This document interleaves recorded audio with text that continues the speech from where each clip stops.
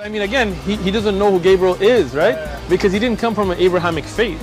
The people of Mecca were pagan. Quran is mentioned. If this book was from other than God, they would have found in it many contradictions. If a book is without contradictions, that has no bearing on whether it comes from God or not. I've had phone books that are inerrant, but I certainly don't think God gave them.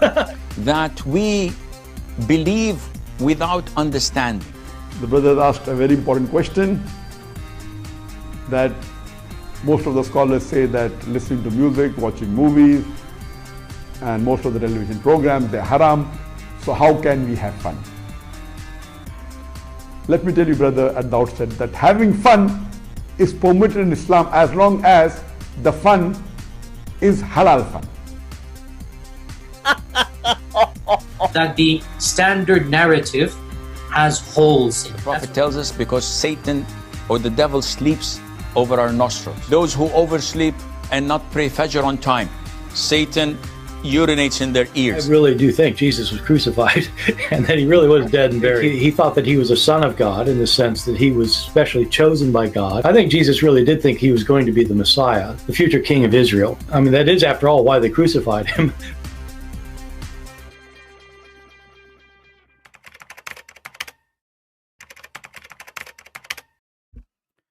All right, hello everyone, and peace of the Lord to all of you. I hope my voice coming good and clear. Please invite your friends, and let us see what we will talk about for today.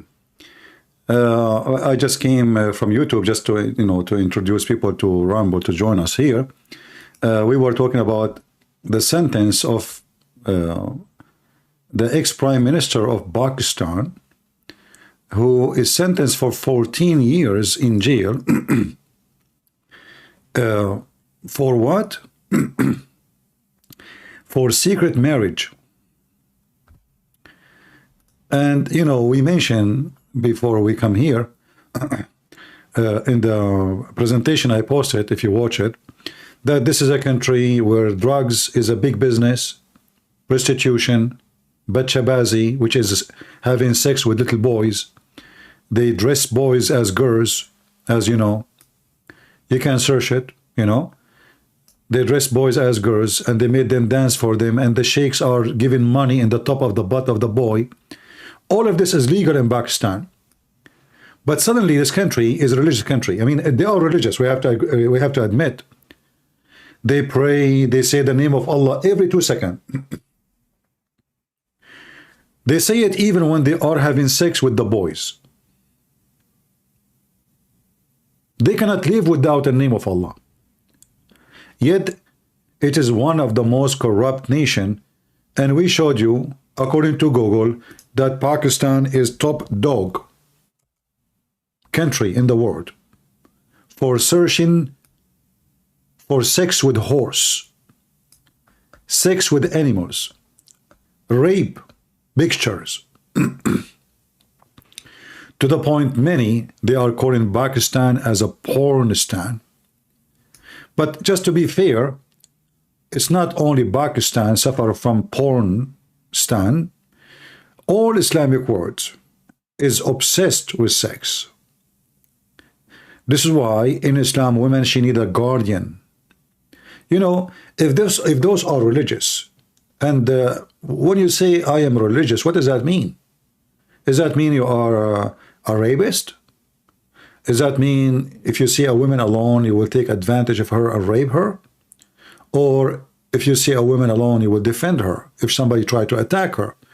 What religious mean?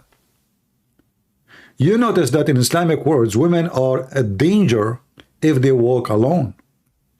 They need a guardian.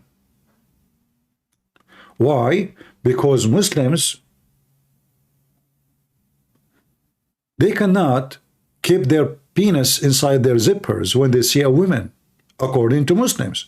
That's why they need a guardian. Like, you see with her a male, then you will not jump on her. Otherwise, you tell me why. Why do women need a guardian? Guardian from who?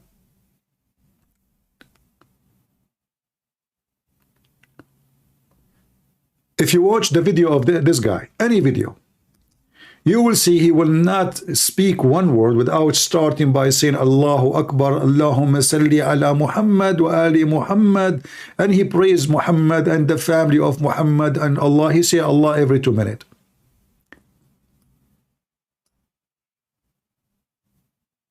He keep talking about Islam and Prophet Muhammad, and you know, he's so decent.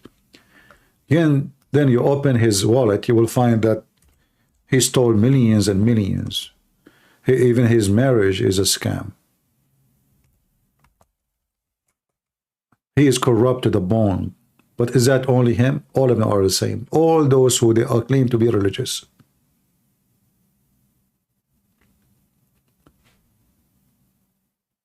Imran Khan, he, brothers, sisters, he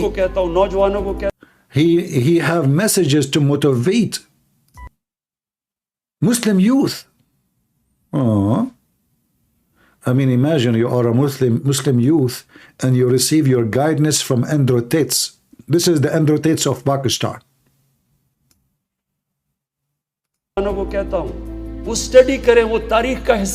Yeah.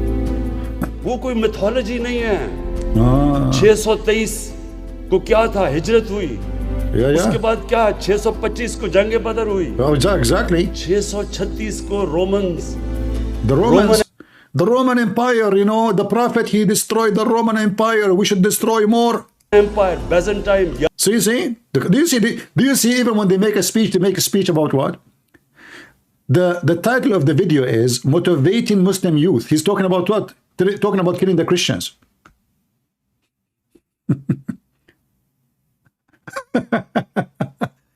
I mean, I don't know what is inside the video. I don't speak the Urdu language, you know, but I don't know the language.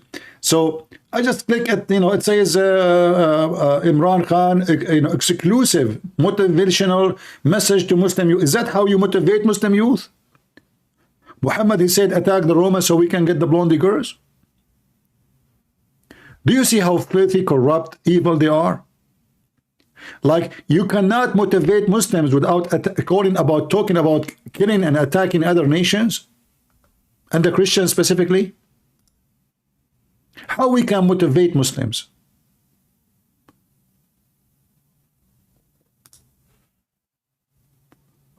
What motivation to Muslims have to do with the Roman Empire? नौजवानों को कहता हूं, वो study करें, वो तारीख का हिस्सा है, वो कोई मिथोलॉजी नहीं है। 623 को क्या था, हिजरत हुई। उसके बाद क्या, 625 को जंग बदर हुई। 636 को रोमन्स, रोमन एम्पायर, बैजेंटाइन, 11वीं की जंग के अंदर हार जाता है। See? So this is the same guy who speak about Islam, preaching Islam, want to kill the Christian, want to rape their women, let us take the blonde girls, and this is the motivation. It's about money. You will notice even their motivation of doing something is about sex and money. Like, what is the motivation of Muhammad to attack the Roman? He said, attack the Roman, you get the blondie girls.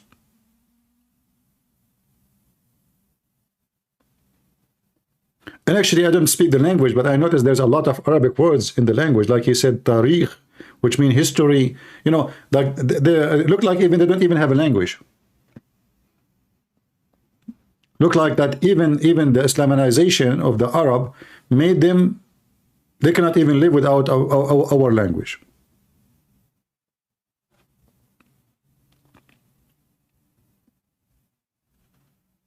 And underneath here, there is messages or comment. Let us see the comment.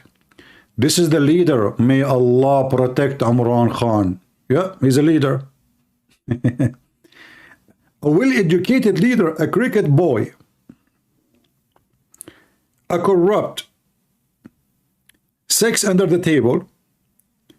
But for the Muslims, may Allah, he isn't very educated because he heard about the Roman. He just told you we killed the Roman, so he's educated.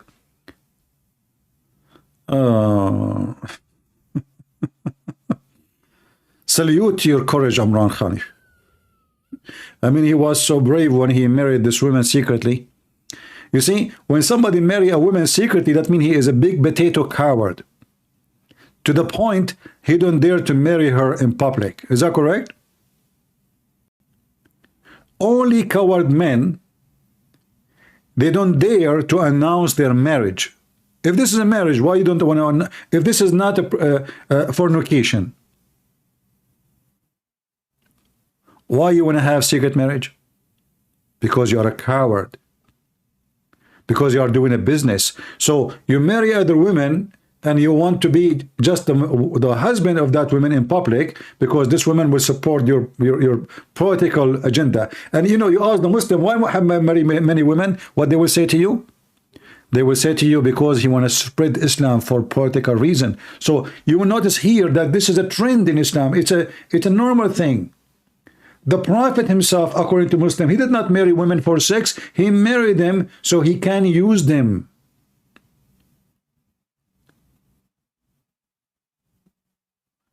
For sure, we can agree with that. Like Muhammad, he married Khadija. She is way older than him in the age of his mother. That's just because she is a rich woman. But Muhammad, for sex, he chose, Safiya. He killed her family. He killed her husband. He killed her tribe. And he raped the women, or Bani al-Mustaliq, or Aisha. Those are for sex, or Mary the Copt. But there is women, Muhammad, he married them just for his agenda. So you cannot marry a Muslim for love. A Muslim, he will not marry you for love. Proven by history, proven by the religion. They marry you for the sake of agenda or sex. No love. Yeah, well, if I say it, Pakistan, actually, you know what? In Arabic, we don't have P. So when they say when we say in Arabic, we say Pakistan, because simply we don't have P. P as a letter, we don't have it in Arabic. There's no such a letter, you know.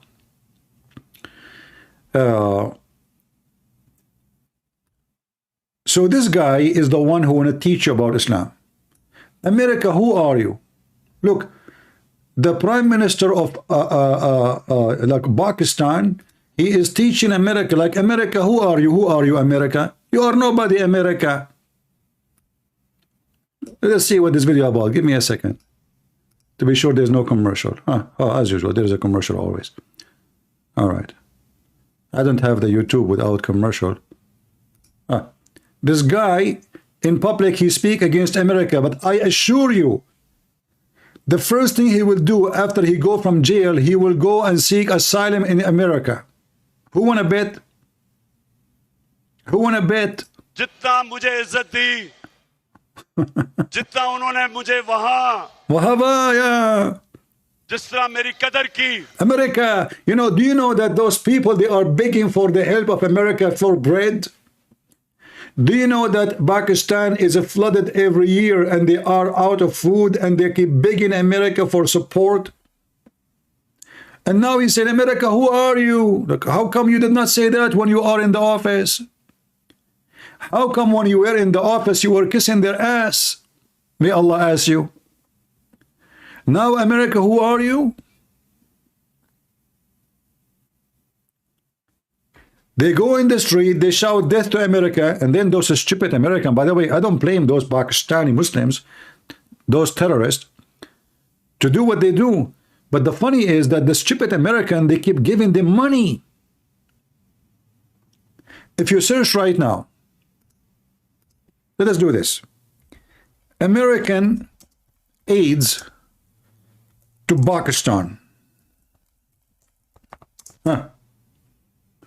Let us see.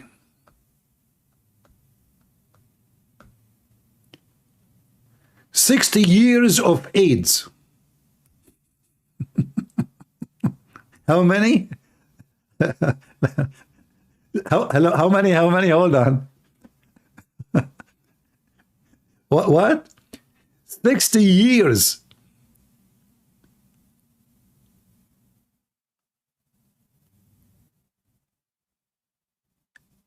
They are bankrupt. The government cannot maintain Even the price of food, they cannot afford to pay for food, for bread. And then they go and make speeches. This is after he lost the office, about America. When he's in the office, he is the puppy of America. This remind me with the Iraqi Shia. You know, the Iraqi Shia, more than 70 leaders, including those who they are supporting Iran right now, and they are working for Iran. They came, the stupid American, they gave them visas, and they come and they met with George Bush, the donkey, to convince him to invade Iraq. And now the same people, they are asking America to leave.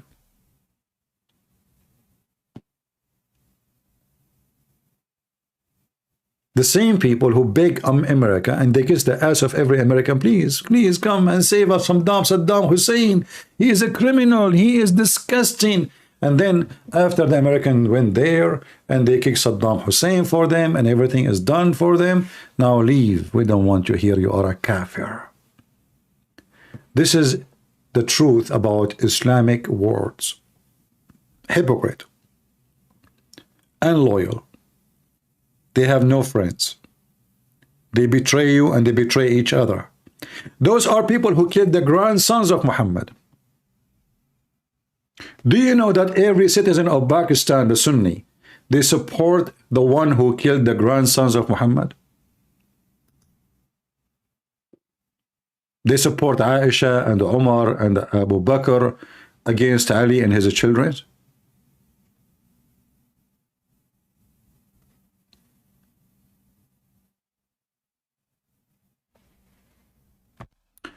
I have my Skype open and we want to discuss when the Muslim they say legal marriage. I want to know what is marriage in Islam. Do you even Muslims have legal marriage? Oh, somebody saying to me, no, Imran Khan was sentenced for 7 years no, his wife 7 years. He is 14 years. Yeah. It says here in the news in front of you. His wife, she sentenced for 7 years.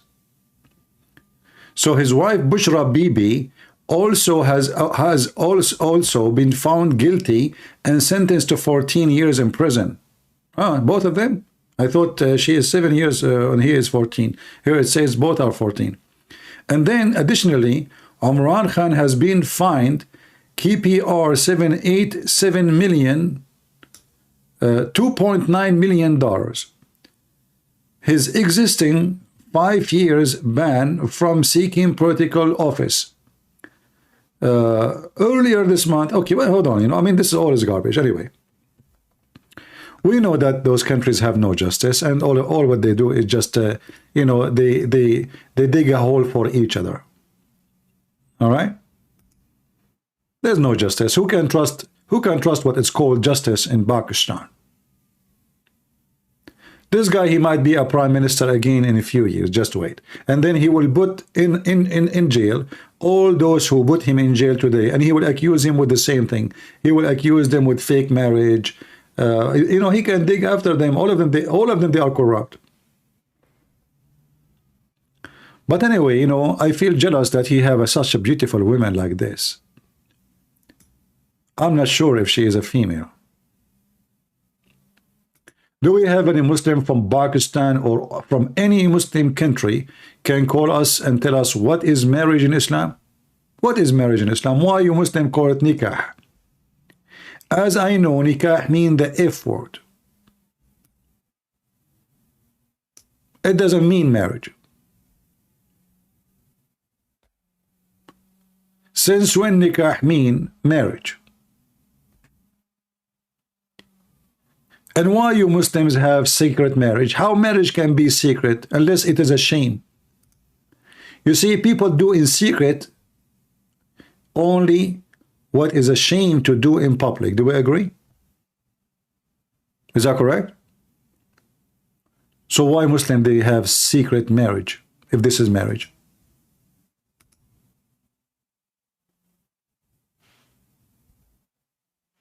Marriage cannot be marriage if it is secretly done.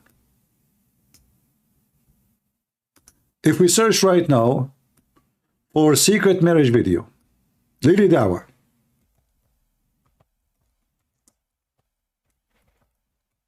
without even typing Lili Dawa, right away the video of Lili Dawa, peace be upon her, will come.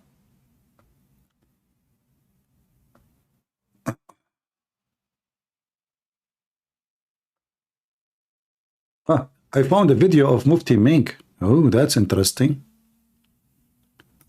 Brother, Mufti Mink, he have a video about secret marriage, brother. Let us learn about secret marriage.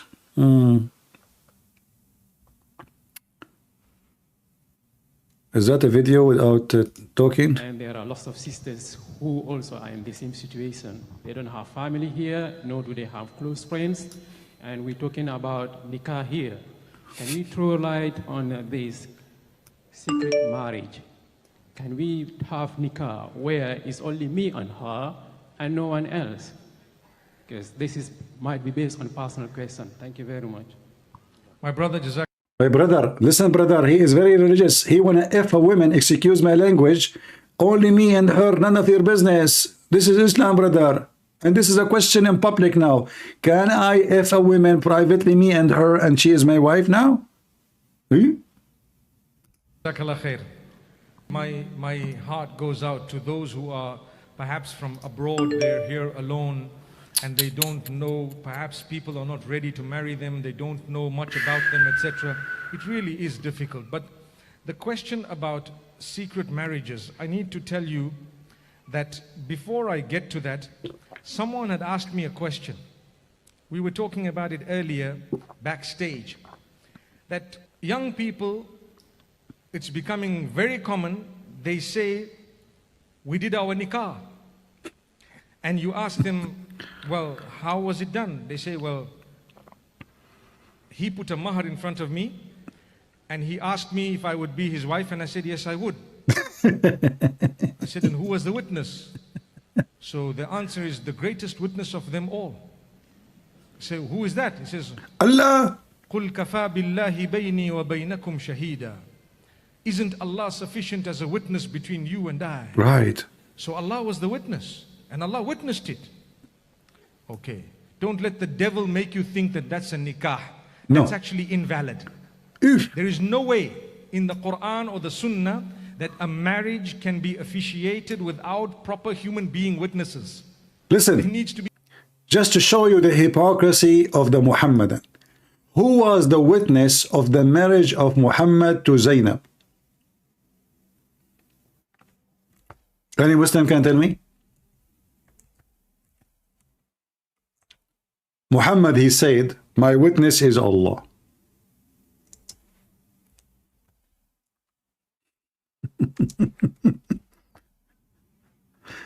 You see the hypocrisy? It's okay for Muhammad to have so-called nikah without witnesses.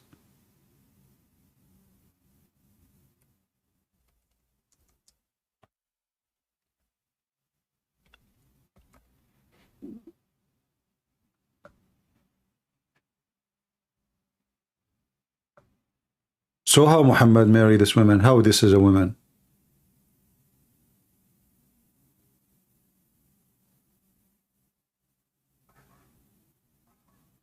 Do we have witnesses?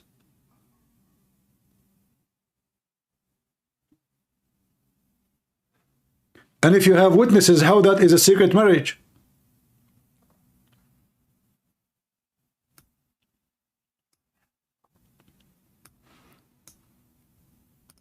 Let us go to different idiot. Secret marriage. This idiot here. This is different idiot.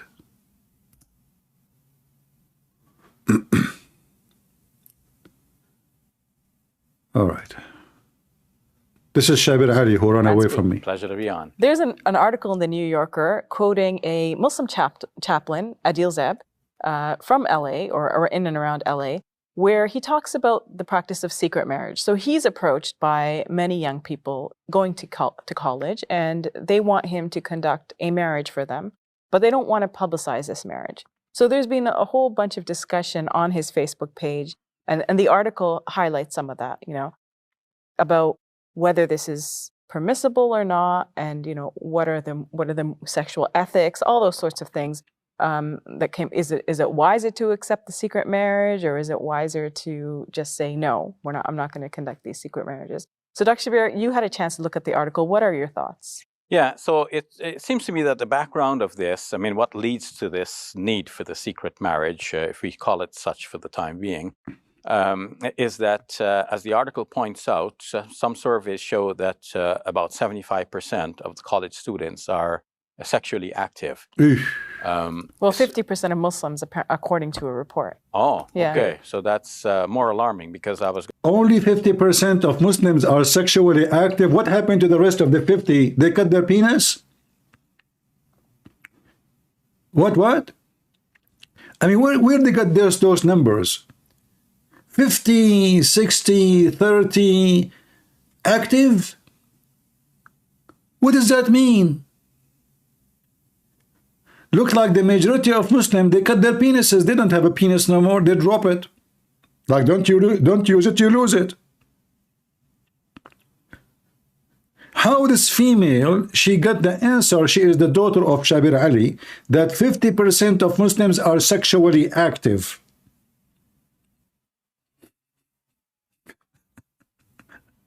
What? You know what sexually active mean, what they are talking about? They are having sex already. And then Shabir Ali, he said this is alarming. So 50% of the Muslims are doing fornication. This is what they are saying. Sexually active, and those are not married. So what they are talking about is how many fornicators, the percentage between Muslims.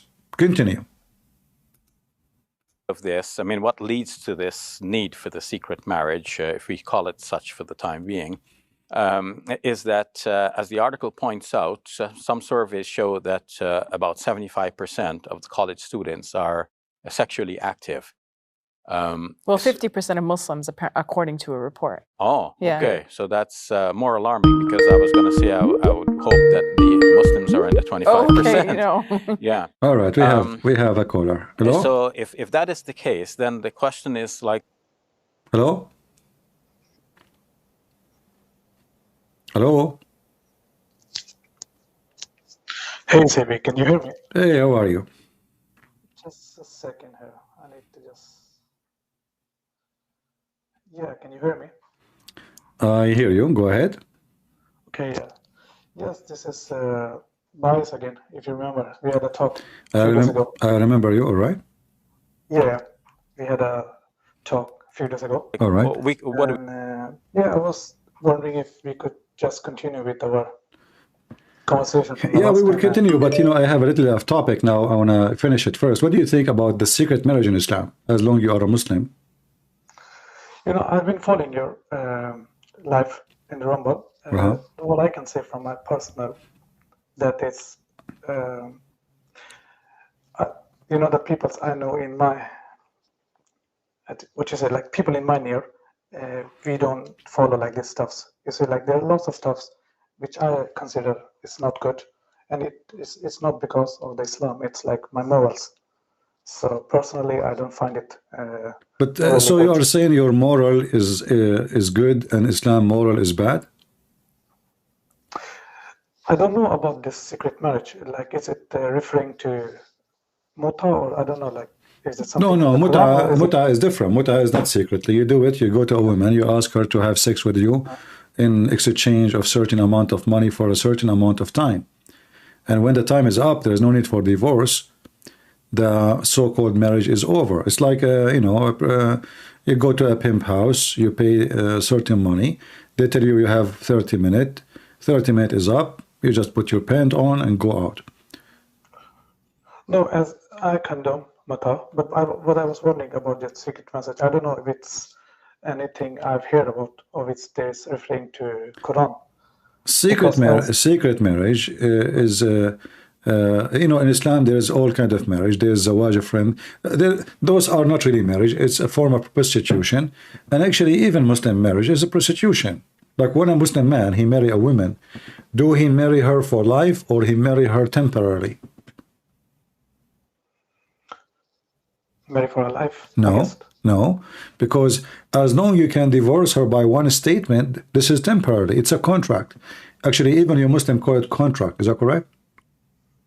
You know, that's the thing I'm trying to tell you. It's depending on who you ask, because as I've grown up.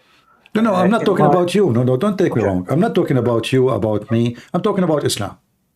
No, that's I'm telling. I mean, the type of Islam I have been learned, that I'm telling you, because what I have been like teach, especially if you take about this marriage, it have to be witnessed by two peoples or more. Otherwise, it's not valid. So who was the witness of Adam and Eve?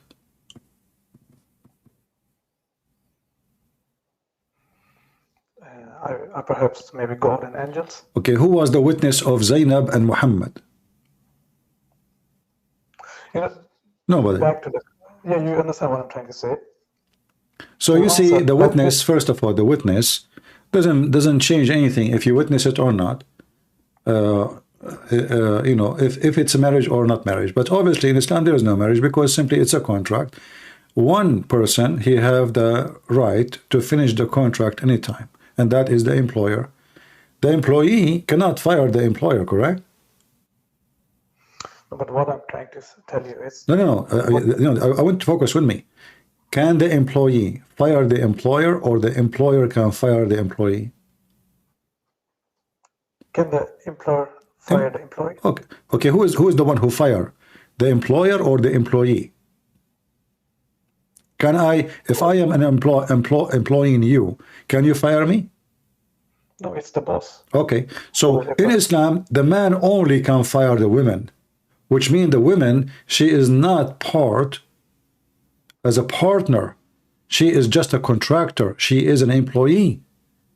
When you are a partner, I cannot fire you because we are equal in what we do. But in Islam, the man, he can fire the women by one statement. He said divorce, she is divorced. So simply in Islam, the word marriage does not exist. Secondly, the word nikah means the F word. Yes, but that's not my understanding. And if you like ask most the common peoples, they wouldn't talk in the same way what you're thinking. That's what I'm trying to Well, they can say whatever they want. Who care about what the you see, your understanding, it doesn't count, because it's not my understanding, it's not your understanding, it is what it is. Right? If I understand that a cloud is rocks, doesn't mean a cloud is rocks. Correct? Yes. So there's a huge difference between my understanding and what it is. So if some Muslim, he think this is not what Islam is about, well, he have to prove me wrong. And then he will have a better understanding then. And I will be the one who think that the cloud is rocks. But if I am the one who can prove that my understanding is what Islam is about, then your understanding doesn't count, because my understanding fit perfectly with what Islam is about. If you can show me the reference about what you're trying to say about this contract, it's from the one, if we talk about if you can get divorced, it's from the one side.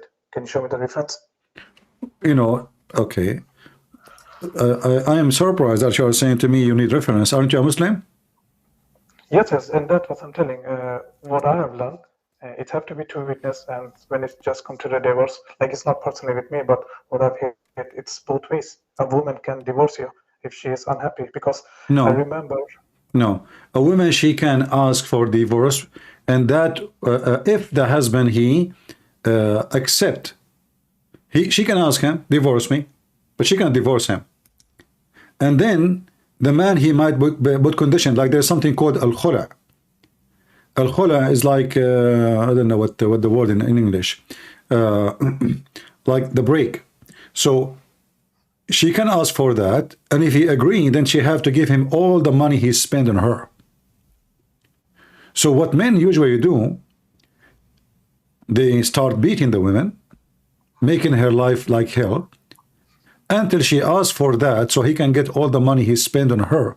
Otherwise, he will never divorce her until it's up to him. If he don't care for money, he just divorce her.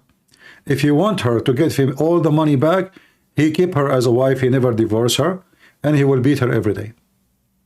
You can just show me the reference. It's also like... Well, you know, the Quran, chapter 4, verse number 34, it says, الرجال قوامون على النساء.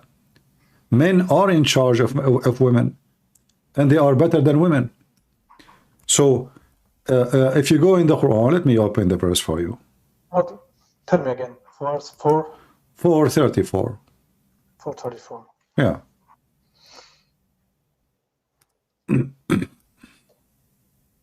Yeah, this is like men are the caretakers of women. It's not talking about like... No, this is talking about everything. No. It's talking about even you can beat them.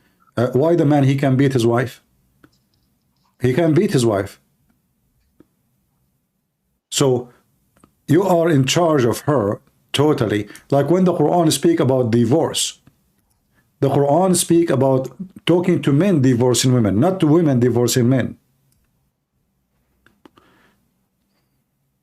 Yes, but I remember there is a hadith, you can help me if I'm wrong, about the woman, if she is not sexually pleasured by her husband, she can divorce her.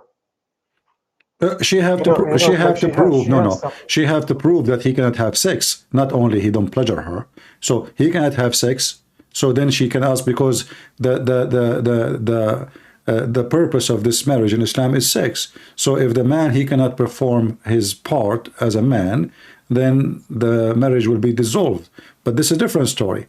But if you go in the Quran, chapter 2, verse number 230, chapter 2, verse number 31, chapter 2, verse number 232, all of them talking about men divorcing women, divorcing women, divorcing women. So not women divorcing men.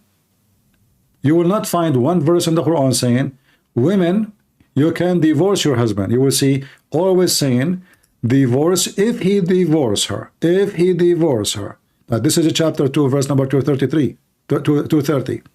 And here actually you find very funny rule, that if a man, he divorced his wife 3 times, she cannot go back to her husband, the one who just divorced her, until she if a new husband, not to marry a new husband, until she if. No, I have followed this when you had this talk for a few days ago with some other men. I have followed this. You know, that's I'm trying to explain you. Okay, it can be written in the Quran, but me personally, or like, we don't follow these rules. So you see, in that case, I will do like what I find it's not contradicted with my morals, or like my living, how we live. So that's the simple, you know, that's like... We can say, you see, Bohis, you are, is your name Bahis or Bohis? Bahis. Bahis, okay. Yes. So you can give me a speech about your morality, I can give you a speech about my morality, but this is not what the topic is. The topic is what Islam is about. Like here, as we see, what kind of God he say?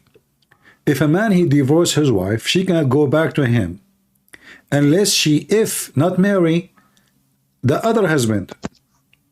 You see, and this is the proof, by the way, this is one of the proofs that the word nikah does not mean marriage, it means to if. Like here it says, until she sleep with other husband, not until she marry other husband. He's a husband. Look at the first translation. Until she has married another husband. How married another husband? He's a husband. So the word tankah, until she if the new husband, which means she marry him and she sleep with him. So in Islam, if a woman, she marry a husband, the second husband, and she did not have sex with the second husband, she did not do nikah yet. She just married. This is why the verse saying, until she if a new husband. Look at the translation, very funny. until she has married another husband. If you go, let me show you how they lie. If you, I don't know if you know the story of. I know the story. I have heard this debate last time when you heard it. Yeah, about the woman who her husband did beat her, right? Yes. Until he made her clothes like greener than her clothes, her skin. What Muhammad said, you should know that you cannot go back to your previous husband unless your husband do nikah to you until he tastes your juice. So she have a husband, so she can't go back. She have to be literally effed by the new husband. And the Muslim, they false translate. They say until he had sexual intercourse. The fact doesn't say that. The fact it says until he tastes your orgasm, and you taste his orgasm. حتى يذوق عسيلتك وتذوقي عسيلته. Until you taste his orgasm. So now she is married. Can she go back to the previous husband? No. Why? Because he did not taste her orgasm, and she did not taste his orgasm. So what is the purpose of this marriage? What is exactly why this woman, she married from the second husband? She married from the second husband so she can go back to the previous husband. How that can be a marriage? So Islam is just a game. It's like, you know, sometimes because the law is so stupid, so you play games with the law. Like, you know, I go to the traffic light, and the traffic light now is red. And next to me, there is an entrance to a gas station. So I go in the gas station, I go out from the other exit, I take the road, and I continue to go straight. So I avoid the traffic light. So this is what the Muslims are doing. So now a Muslim woman, and this is coming from God. I will come back to this because regarding the hadith, I will come back when I have my proper topic. Just as a quick answer of what you're talking about. As I told you, I'm not so into in details. That's the first thing, because usually, as you know, you're a scholar by yourself, as you told. The thing is, when this type of topics, you need to understand everything, the history, you need to know the context, you need to know. So that's not. Even this one, we need context and history. This is for today. The Muslim today, they practice without knowing any history. This is what is Muhammad saying. This is very simple. What history? A man, he divorced his wife 3 times. Abu Rif'ah, he married her, you know.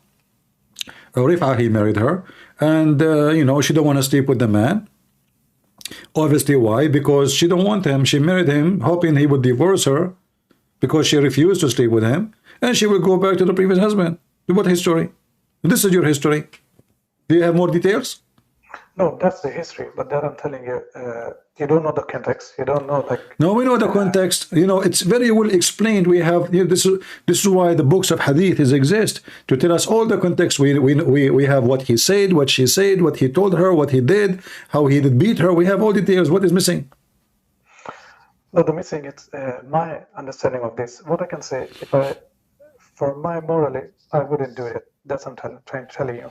Okay, but isn't it the Quran? Isn't it the Quran says if a man divorces his wife 3 times, she cannot get back to him unless it is 3 times. Did the Quran give more details? That's it. So supposedly the Quran is enough to give you that. This is the command of Allah. That's it. So there is no more note for history. If you divorce your wife 3 times, she can't get back to you unless she have sex with a new guy. Why? What is the logic? I couldn't answer. That's what I'm telling you. I will tell you what Muslims say to me. They say to me, Allah is punishing the husband, but look how stupid this punishment is. The husband, if he cared, he would have divorced her anyway. It is the women now, she have gone to sleep with someone else in order to go back to her babies. The weak spot for the women is the babies. So this woman, obviously, she don't care for the husband. She is desperate to go back to her kids. So now she have to go and find a new guy, and she hate him, and obviously he's beating her, and he's way older than her, in order just to get back to the previous husband. That's the whole story. So look how much suffering the women she have. And look, even Aisha, she said, I did not find any women suffering as a believing woman. Who said that? Aisha. She say, I did not see a suffering woman as much as a believing woman. Why, Aisha, she said that? Because this is what happened. Muslim women, they are suffering because Islam took all their rights from them. Look, she said, look, her skin is greener than her clothes. Look, I did not see a woman, suffering women, as much as a believing woman. I have not seen any women suffering as much as believing women. So Aisha, she is witnessing that Muslim women are the most to suffer between all women in the world. Why? Because simply Islam treat them as animals, sex object. She's a goat. She have a vagina. She make babies and she make milk. That's it. She is not a partner in a marriage. She is not a wife. She is one of many sexual objects. But I condemn this. For example, yes, I condemn this, and I don't know other Muslims who follow this. That's what I'm trying to tell you. Practically, it's different from how it's in the books, and that's what I'm trying to. The way we have been taught about Islam, not just me. It can be many people's. So how would you explain that to me then? Why are we not following this? Because you just told me you have a good moral. Because obviously, because you don't follow it. You know, if you follow Islam, then you don't have a good moral. If you follow Muhammad, then you go to your wife, to your son's house, and you flirt with the wife. That's what Muhammad did. This is the best man of Muslims. So because you are coming from a good family, your parents are good people, so you refuse to practice such a thing, but not because Islam is good, but because you are a person of good quality, you don't want to follow such a thing. But what does have to do with Islam? You know, you refusing because you find that with Islam, without Islam, is way better than you following Islam. So you refuse to follow Islam. That's why you are saying to me, I don't do that, because simply you are not following Islam. If you follow Islam, you would do that. I can have a quick, okay, we can just discuss about it. You know, as with the religion, I had a quick talk with a friend. You know, before times, when there were prophets, it was like easily to, if you see a prophet in front of you and you follow. You know, these days, when it's come to the religion, we have many religions, for example. And then in that case, you never know which one of this is right. Who is the one who told you this logic? Give me his name. No, it's not logic. We are talking. No. You see, this is false logic. Isn't it the Quran says that the Jews, they killed many prophets and they gave many miracles? So either this is true or not, huh? No, you didn't get my point. What I'm trying to tell you today, nobody can say with sure which, like his religion is. No, we can. Nothing changed. This is not a logic, because at the old days there was millions of gods too. There's many religions and there's many philosophers. In fact, in the old days, people, they used to think better than now. Today, you have somebody, they go free Palestine, but they don't even know where Palestine is. Before, they don't open their mouth, before they knew what they were talking about. In the time of my grandfather and grandmother, people, they were more educated than the stupid generation we have now. They don't even know 2x2 is what. Most of people don't have high school. So we are now in the time we have computers, we have a smartwatch, we have a smart phones, we have everything. We have AI, yet like machines get smart, people get stupid. So in the old days, if you compare between people at that time, even though they have too much superstitions and all kind of crazy stuff, but they were way more educated. At least they have common sense. They knew what is a male, what is a female. So today, more people are more stupid. It's not about there is more religion. No, this is not the same. But they are more stupid. There's people who follow without questioning, without seeking, without checking facts. And this is our problem. It's about facts. Facts check. So if I say to you the moon is in my bedroom, and you believe me, is it my fault? No, it's your fault. Because you believe that the moon suddenly become in my bedroom. So if I have a follower and he is a stupid and he follow me blindly, that is not my fault. It is his fault. And always there is somebody who will take advantage of the fool. So foolishness is always exists. Nothing changed. But foolishness changed the color. Like now they call themselves socialist. They call themselves communist. And they claim that they are the most smart people. And they are the one who defend the human right. But at the same time, they do abortion. In the same time, they support killing anyone who is against them. In the same time, they speak of democracy, but they burn churches. They are the same as Taliban. So what happened? Nothing changed except a human being getting more worse. Not at that time, it was the opposite. In fact, according to Muslims, there was 365 idols around the Kaaba. Is that correct? I haven't heard about it. But but listen to me. Let me finish. 365 idols mean 365 religion. In a place is smaller than my backyard, and people don't kill each other. Can you bring 365 religion in one yard without people killing each other these days? So Arab before Islam, they were more tolerant, way better from when Islam came. Islam came when I kill everybody. Before Islam, 365 religion. They practice, everyone he have his God next to the other one God, and nobody kill anybody. What happened? Because Islam is evil. Islam as a gang don't allow other weeds. You know, there's weeds want to take over other weeds. All of them are weeds. But there is peaceful weed, and there is invasive weeds. And Islam is invasive by violence and hatred. Go ahead. Maybe just a quick question, yes. You know, how many people do you think like follow this religion in details? What I'm trying to say, why not just take the good from religion instead of... What is the good of Islam? You have the praying, for example. Like what? You know, praying, how we pray, like... You know, pray is a good thing. Why not? You think it's... What is the good thing about it? What is it? You are praying for my death. Don't you recite the Fatiha 5 times a day? No, you see... No, hold on. You see, let us go to your prayer. No, hold on. When you pray, you don't pray to God. You pray to curse me. 5 times a day, you say, oh Allah, don't make us like the lost ones or the cursed ones. The lost one is the Christians. The cursed one is the Jews. So you cannot even pray to your God without cursing the Jews and hating the Christians. How that can be a prayer of God? How that can be a good thing? Imagine I go to my closet. I want to pray now to my God. I say, may my God kill Bahis. What the heck? Oh God, don't make me like him. How that can be a prayer? So when you say a prayer is a good thing, then we find that your prayer is nothing but cursing and bully. The prayer of a Muslim is nothing but a bully. You are bullying me. You claim that you are better. You are fascist. You are Nazi.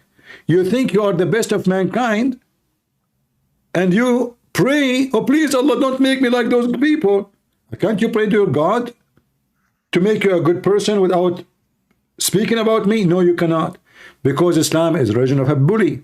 So when you say to me, like, there is good things in religion, you say to what? Like praying, but you don't pray to God. You are bullying people. Imagine there is somebody, look, hold on. Imagine there is somebody, he don't look good. He don't look good. And then I say to God, please God, don't make me look like him. And you hear me every day.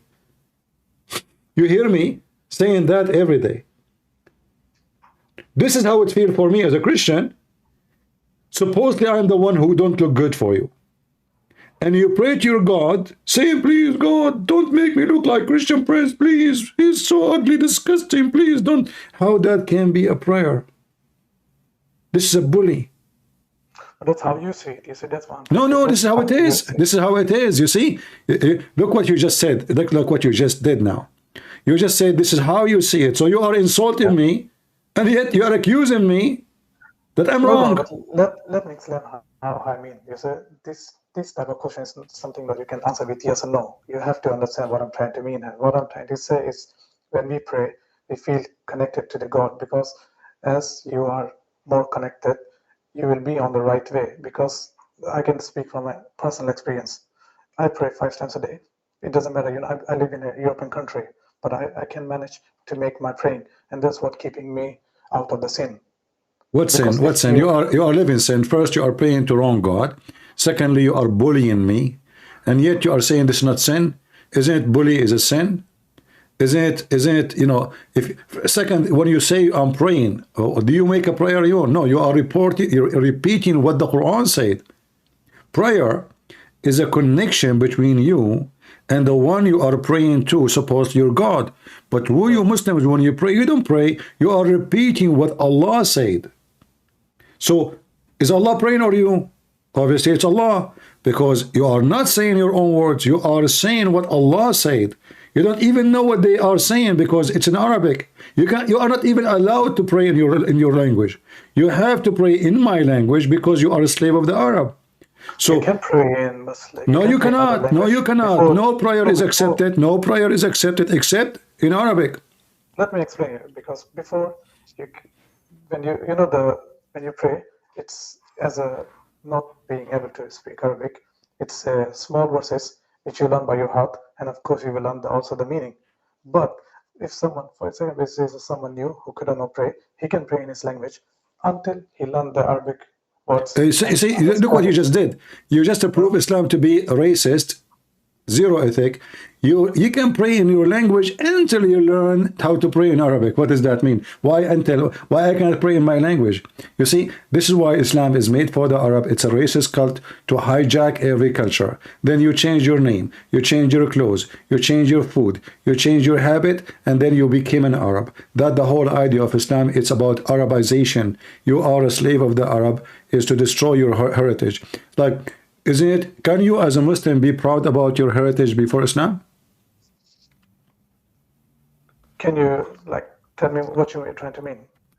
In what way? Can you be proud? Let us say originally you are from India, which means originally you are Hindu. Can you be proud about the Hindu culture, or let us say accomplishment? A Hindu philosopher, as an example. You say you have a grandfather, he was a Hindu philosopher. Can you be proud about him? If I am a Hindu, you mean? No. If you are a Muslim now, but originally your grandfather was a Hindu, okay, right. And he was a philosopher, or he was something, a good guy. Can you be proud about him? Why? I don't have the reason to be not proud about. Well, your prophet said, the one who is proud about his heritage before Islam, tell him to go and bite the penis of his father. Can you believe it? Just a second. So we can just take it with the hadith, my understanding of the hadith is, if it's contradict with Quran, or what contradict? This does not contradict. Now you are trying to No. I'm just telling you, for example, if you're going to show me a hadith, if it's something we cannot find in the Quran, that's what I'm trying to say. If it's something not in the Quran, name if they haven't mentioned about it. Well, everything is everything is not in the Quran. What do you mean? So now suddenly you Muslim, you follow only what is in the Quran? No, I follow the Quran and I follow the hadith. Okay. Which, if it's not contradict, or if it's something. My friend, you have a wrong understanding, because you must follow hadith which is contradict the Quran, because there's many hadith is made specifically to abrogate the Quran. Don't you know that? They are made specifically for a purpose of abrogating the Quran. Like as an example, the mut'ah. There's no verse in the Quran says don't do mut'ah no more. But there's hadith says don't do mut'ah no more. I don't know what happened to this website. It's not opening no more. But then it's good. You see what I'm trying to say? Okay, hadith, it's telling us something good, but if the hadith contradict, it's telling us to do something morally wrong. My friend, your prophet never told you something morally right. Okay, give me one thing your prophet told you morally right. I don't read hadiths. Actually, I don't read. So but a second ago you told you morally right. And the second I asked you, give me one, you said you do not know what hadith. No, I will give you the example. No. My example is, you say regarding muta. I told you, if it's in the hadith, it says something good. So that in that case, I will follow it. What you are doing now, you become a person who filter what your prophet said, and you decide what is good for you, what is not, and that's how it work for you. But this is not how religion works. Either you follow your prophet as he said, as he told you, or you don't. You can say, I want to follow this, I want to refuse that. If you do this, then you have new religion. I don't know what the name of it. Do you have a new name for this religion? The one it's called, I follow as I wish? Can a Christian follow as he wish? Of what Jesus said? How come we Christian, we don't say, I don't accept what Jesus said here? Why? Why we don't have Da'if Jesus? You Muslim, you have Da'if Muhammad. What is the reason? I will tell you. Because Muslim, they try to find an excuse, an exit of all the shameful things Muhammad, he said and he did. So what they do? They say, I don't accept this, I don't accept that, I reject this, I like that. So if something is an embarrassment, you say, I don't accept it. If it's something that sounds good for you, you publish it, you make noise about it. But don't you think this is a form of hypocrisy? I would rather call it, that's how we are living today. That's I'm telling you. Today, it's not so simple to know what is the truth, because there are so many religions, especially when you're born into, for example, if you were born into Muslim, you would probably also follow the teachings, and it will be hard for you to change or like look for something else, because that's how the world works. You cannot. Like, no, this is not an excuse, because I will give you an example. I'm born into. I am born. No. You see, I'm born in a Christian family, but who said to you I did not think carefully and study carefully if it is good or not? Who said that to you? So I decide to stay as a Christian, or to be as a Christian, because actually the Bible says you have to be reborn again, which means born of a Christian family does not make you a Christian. So I made a choice to be a Christian, and as everybody, like now you are talking to me, you can convince me, you can make me change my mind, but can you? You cannot, because simply I'm very much convinced, and I have all the evidence to prove to me that the Christianity is the right and the truth to follow. So I am not, it's not about it's hard for me to leave or to stay. Why it's hard? There's nothing is hard unless you are a person who don't care. If you are a person who don't care, then you stay as you are. Why you go to school to learn? Nobody like to go and sit behind, and there is somebody school you and tell you what to do and give you a homework, and then he tell you what you are a bad person if you did not do it. So I go to school because I want to improve myself, improve my knowledge. You study because you want to improve your knowledge, and if the knowledge will not improve me, that means it's not a knowledge. But that's the reason why you're speaking here. That's the reason why we are having this conversation. That's the reason why I'm looking for the truth. But all right. You see, that's the reason we are sitting here. But what I notice about you, yeah, that you are saying to me, the reason I'm here is to look for a truth. But the second I show you something, you say, I don't accept this. So it's not, you're not looking for a truth, because if you are looking for a truth, listen, if you are looking for a truth, you check the truth. You don't say, I accept that and I reject that. This is your religion. This is your books. The second you start choosing your own, like you are doing shopping. You are doing shopping. You are not making a study of religion to be sure it's right or not. So the second we show you something is embarrassing, I don't, this is a, I have an idea if it's contradict the Quran, but who said that this contradict the Quran? And so what? There's tons of things contradict the Quran. In fact, the hadith exist to contradict the Quran, because most of the abrogation of like, if I say to you, what is the punishment of women she is married and she fornicate according to Islam? What is the punishment? I remember this debate. No, this is not a debate. I'm just asking, my friend. It's not I'm not debating with you. I'm not debating with you. Listen. I'm not debating with you. I'm trying to help you. Debate have to be with two people who have the same knowledge, and even, there's a challenge. I'm not challenging you. I'm just trying to help you. So if I wanna punish somebody now, she is married or he is married, and they commit fornication. What is the punishment in the Quran? You cannot find it. Okay, what for we will a woman do? or for a Huh? male? I didn't get your question. Punishment If a man and a woman, they fornicate, what is the punishment? And they are married. It's not in the Quran. It's not in the Quran. It's not in the Quran. Okay, where we can find in the Hadith, correct? It's a hadith, yes. Okay, but the fact it wasn't the Quran. So yeah. It wasn't the Quran. The goat ate it, and now you ask the Muslim, they say to you, it's abrogated by recitation. Okay. How in the world that can be? So the Hadith actually exposed the corruption of the Quran.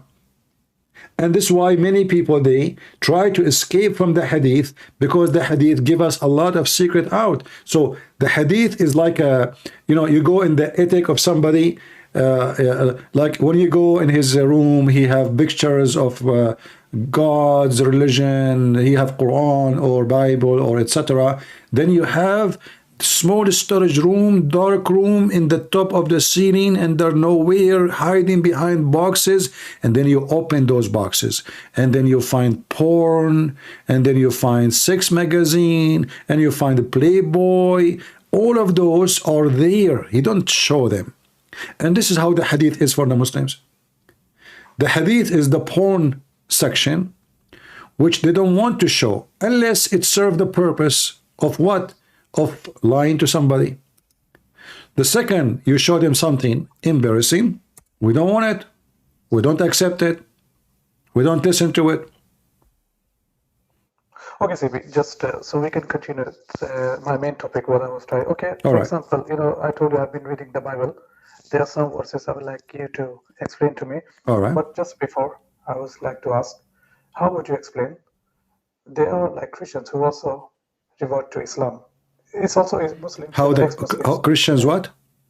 Yeah, there are Muslim Christians who convert to Islam. Like who? So this is like, I have been following this, as I told you, speaker corners, where and there is a debate between Muslims and Christians. I see people writing on the... My friend, those people do not know anything. You see, here we go, convert me to Islam. Those are not the Christians. The Christians, they don't even know how to say the prayer, Our Father art of heaven.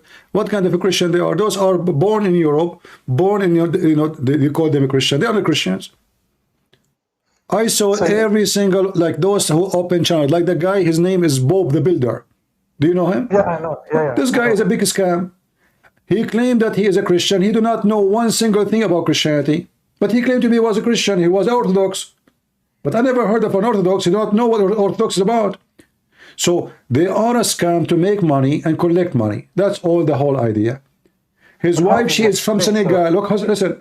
His wife, she is from Senegal. She is a Muslim. But we never saw her. We never met her. He never sat next to her. How we know that he is even telling that the truth that he have a wife? So they say things, they fabricate things. If I say I convert to Islam now, Christian Prince, do you know how many millions will subscribe to me? And how much money I will make? We know the business. There's many people, they make a reaction for the Quran. It's just to click, for the click to make money. We know that. We are not stupid. Muslims, they gang on any, or like somebody, he's a Catholic react to Quran. A Catholic, it's a big deal. He's a Catholic. Come on. He's the Pope. So they make video, he take a picture of himself, his mouth is open, like, wow, like what happened to you? His mouth is open like a tiger. He have a reaction video. I mean, come on. So we know that those are all fake. Otherwise, those who they claim to be Christians, I challenge to bring any of them to debate me right now. They will not dare, because simply they do not know anything about Christianity. And they don't know anything about Islam too. Like even this guy, Andrew Tate, he came in the video, he says, brothers, sisters, and even he made the same for Sneeko. Why you are asking him to be a Muslim now? We know that they are not real Muslims. He said that. We know they are not real Muslims. Now, can you say to me Andrew Tate was a Christian? I don't follow him, but I've just... No problem. But can we say he's a Christian? Can we say his brother is a Christian? His brother, he claimed to be Orthodox, but he's a pimp. So my friend, the Lord, he says, not everyone says to me, Lord, Lord, will enter the kingdom of my Father, but the one who do his will. Those are not and never was Christians. But I can bring you people who used to be sheikhs, and they left Islam. And if you can bring me someone who used to be a priest and he become Muslim, then I will say, okay, this guy was a Christian and now he become a Muslim. Let us debate him. Because yeah, he was a priest. I mean, obviously, he was not only just, he was religious. But then if he debate me, he will lose miserably because he will discover that he have no religion.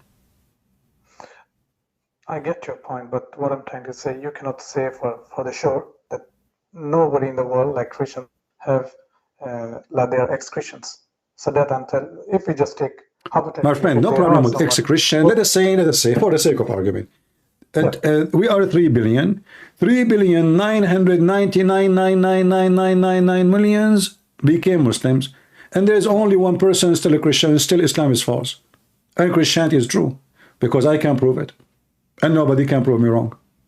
So if you cannot defeat the knowledgeable about both, that means you have no religion. You go after the ignorant. You see, I'm not debating you. I'm not defeating you. I know that your knowledge is not strong in Islam. So I said to you, bring me a sheikh. And then you watch what will happen. Did I tell you last time to call a sheikh? Did I or not?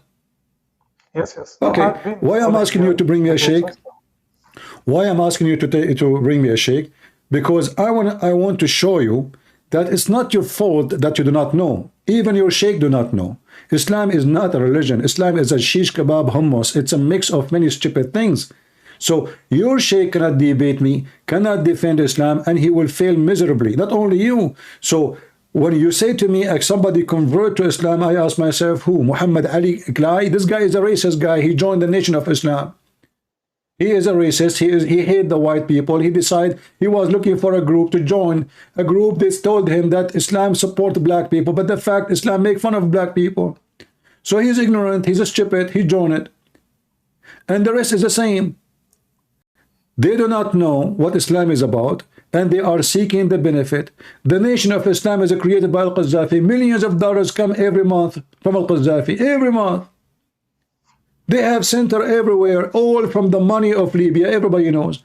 When Al-Qaddafi, he died, the Nation of Islam leader, this guy Farrakhan, who everybody know how big a scam he is. You know, he marry women. All secretary, they have babies from him. MashaAllah. Smash Allah. He boom them. When he died, Al-Qaddafi, he made a big speech and he went in the street and he went crazy because Al-Qaddafi is the source of money. Now there is no more money. So we know how Islam function and we know the benefit. Even those who they are going in the street to free Palestine, they don't even know what they are going for. You can say all of them, they are Muslim too, even though they are homosexual. How you can explain to me that a homosexual or a feminine group, they join Muslims, free Palestine? You can't explain it. Those Muslims, they want to kill the homosexual. So how the homosexual support them? Does that mean Islam is right? Or that's mean that those homosexuals are a bunch of idiots, do not know that they are supporting the one who want to kill them most? So if you want to explain to me the stupidity, go ahead.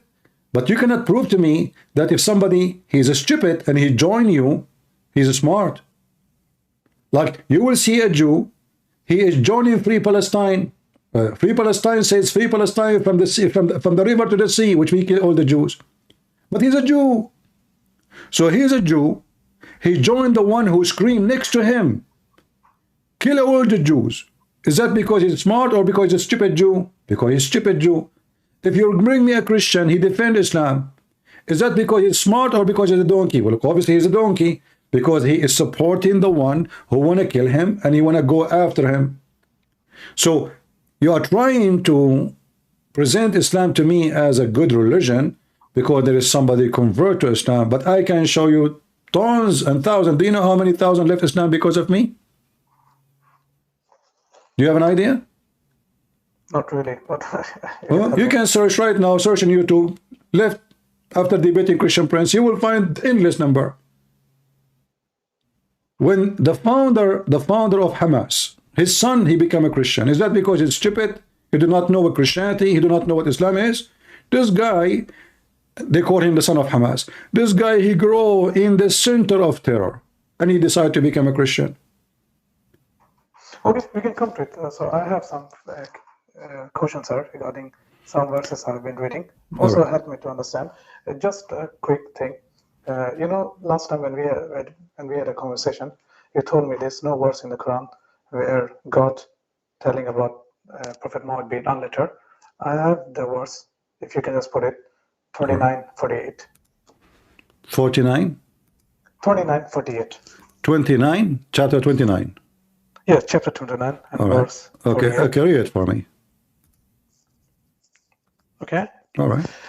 You, O Prophet, could not read any writing even before this revelation, nor could you write at all. Otherwise, the people of falsehood would have been suspicious. Okay, I want you to tell me, who is the one who told you that it says you cannot read? Who is the donkey he told you that? Where it says you cannot read? The Quran itself. No, where? I want to see the word read, where it says you cannot read. But this is the verse, you know, I will... No, hold on. You see, I'm not making fun of you, but this is how I talk. Remember that, okay? Don't be offended. Yes or no? Okay. No, what I'm telling you... Okay, I want you to show me where is the word read.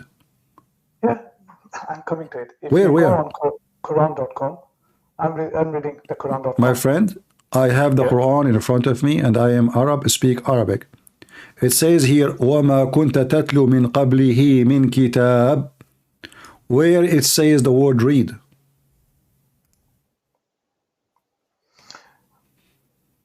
The translation I'm reading. Okay, so the translation you are reading is made by a donkey, because the word tatlu does not mean read, it means recite. And this is your translation too, because it says tilawatul Quran is reciting Quran, not reading Quran. Talawa, this is an Arabic word. This is why the translator here says recite. What translation you are reading? This from Quran.com. What the name of the translator? What the name of the translator? I don't know how to find it. Like, can you think you can? Well, here we go. I'm changing translation one after one.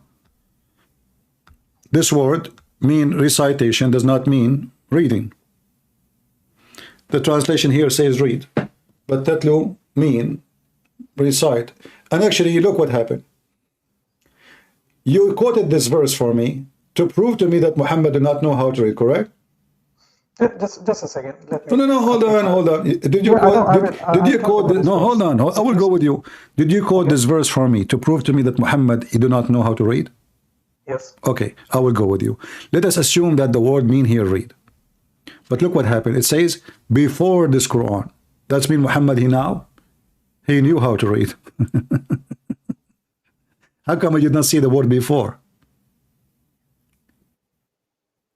No, hold on. You search. It took you 3 days. It took you 3 days, 4 days to search for it.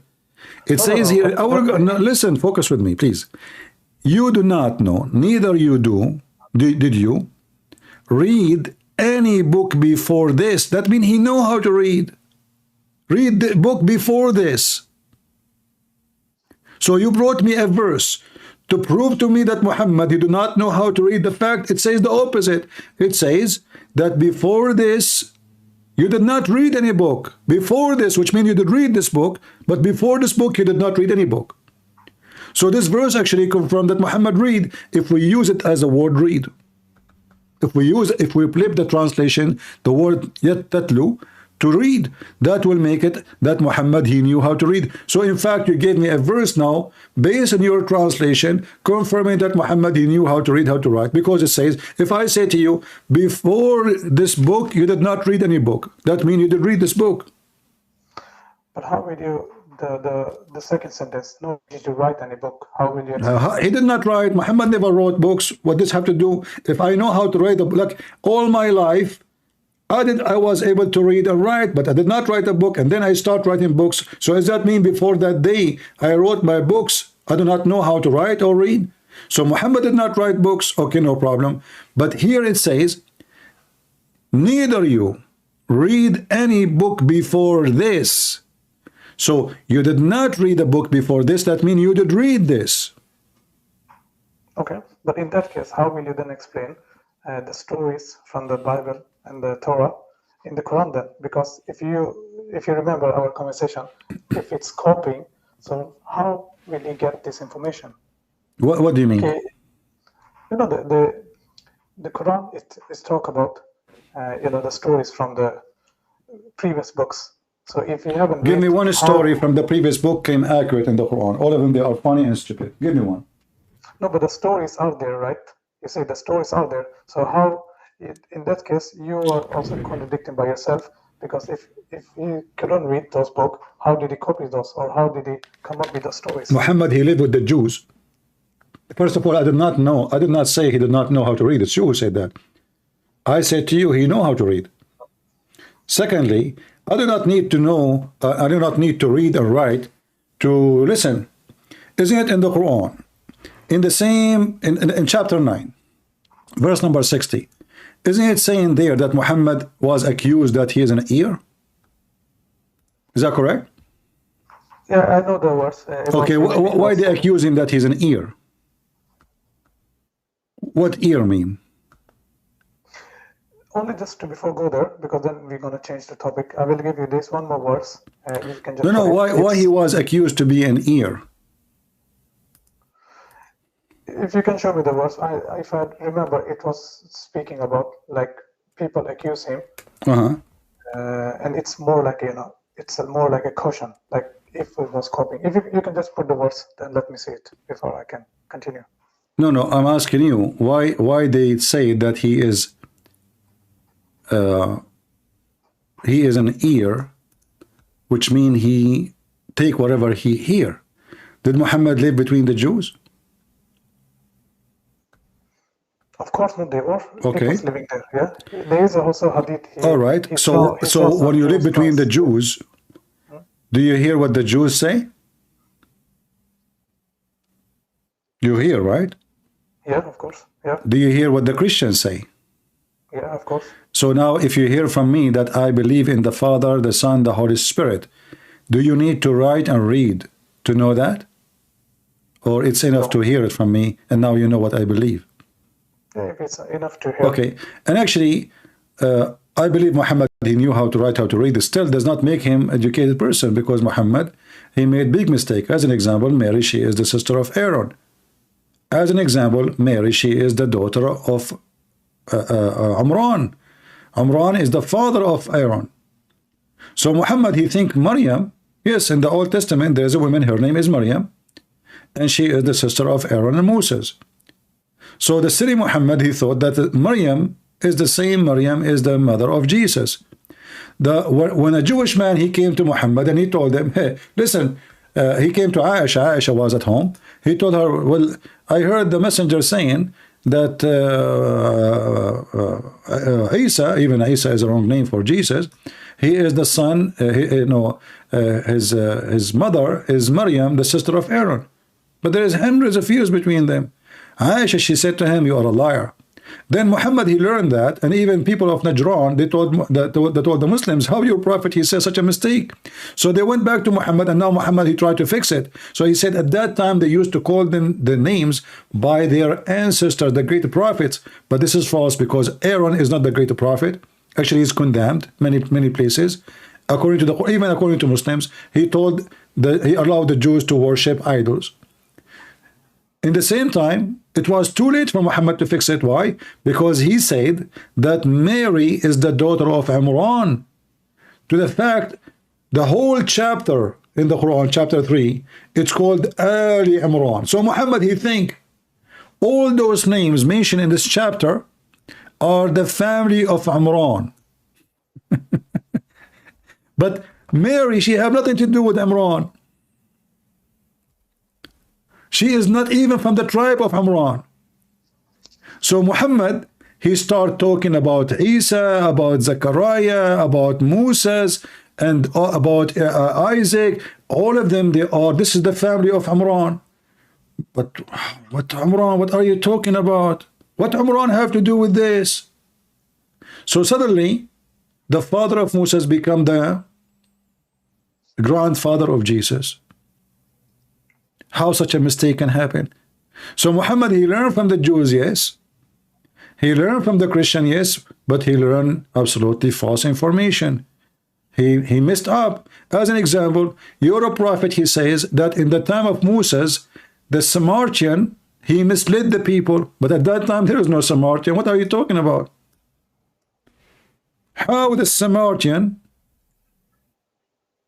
came to existence in the time of Moses? So Moses, he go to the mountain, he come back, he found the Samaritan, they misled them.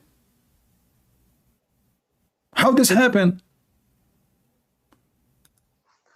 Anyone he have little knowledge of history, he knew that this is impossible because those are not exist at that time. You do not need to be a genius. You can go right now and search in Google. You will find that this is a very wrong information. How Muhammad he come to such a mistake? If this is a book coming to him from his God. So the Quran full of history mistakes, geographic mistakes, science mistakes, grammar mistakes, language mistake. Even the word Quran is wrong because there is nothing in Arabic is called Quran. This is Aramaic word. Okay, we can continue. Okay, but just for a moment, as I say, if I doubtful about Quran, you can just try to answer me regarding my questions regarding Christianity. Okay. Or what but before we go to Christianity, I want to know first if you are still a Muslim or not, because you see, why I want to go to tell you about Christianity if we are not done with Islam? We have to be done with Islam, otherwise, like, what is the reason for you to leave Islam if you are not convinced Islam is wrong? I'm here to convince you Islam is wrong. And then, if we reach that point that you agree with me that Islam is wrong, then I will have all the time for you to speak about Christianity. But why want to jump? Why want to cut in the middle of the work we are doing, and then we jump to different topic? Are you convinced really that Muhammad is right when he spoke about the Samaritan, that they all exist in the time of Moses? Is that what history says? Are you convinced that the baby is made from the sperm, and the sperm became a dead blood, and then the blood became a lump, and then the lump became bones, flesh and bones? Are you convinced that the sun set in a muddy water, and he found where the sun set? Are you convinced that there is a dam of Gog and Magog, and there is a creatures behind it who they are not a human, but they look close to human, and they are evil, and they are trillions of by number. If we are 7 billions, they are trillion, because every one of us have 1,000 of them. This is from the time of Muhammad. So if everyone multiply 1,000 before he died, that means by now they are maybe a billion trillion. All of those are behind a dam, and this dam is made from copper and iron. Either we agree that this is a fiction story and Muhammad is a liar, and it's Quran, it's not a hadith. No, in that case, Warren, you don't have to like say it's not right and just change, because I'm trying finding the truth. I can read about 2 religions at the same time before. You can read, but first for me, I want to finish with you about Islam. Either you agree, because I'm not going to waste my time simply. I don't want to be rude to you, but it's a waste of time to answer you about the Bible when you are not convinced yet that Islam is false. I'm here to explain Islam first. And then when you leave Islam, I will be happy to go with you to the Bible. Do you agree that there is somebody, his name is Alexander the Great?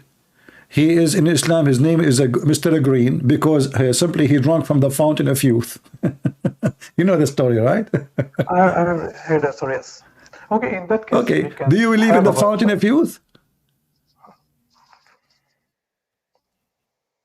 Just a quick, when you talk about this, I heard there was also a fountain of youth in the Bible mentioned. You have this conversation? No, we don't have it. Hey, show it to me so we can laugh.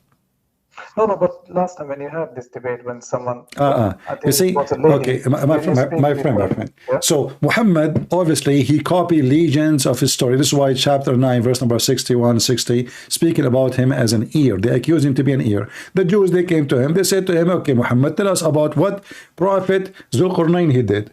They are laughing at him. Muhammad, he believed them. He thought he took it seriously. He came back after 2 weeks. He told them, Allah told me to tell you this. So suddenly, Alexander the Great, he became a prophet of God.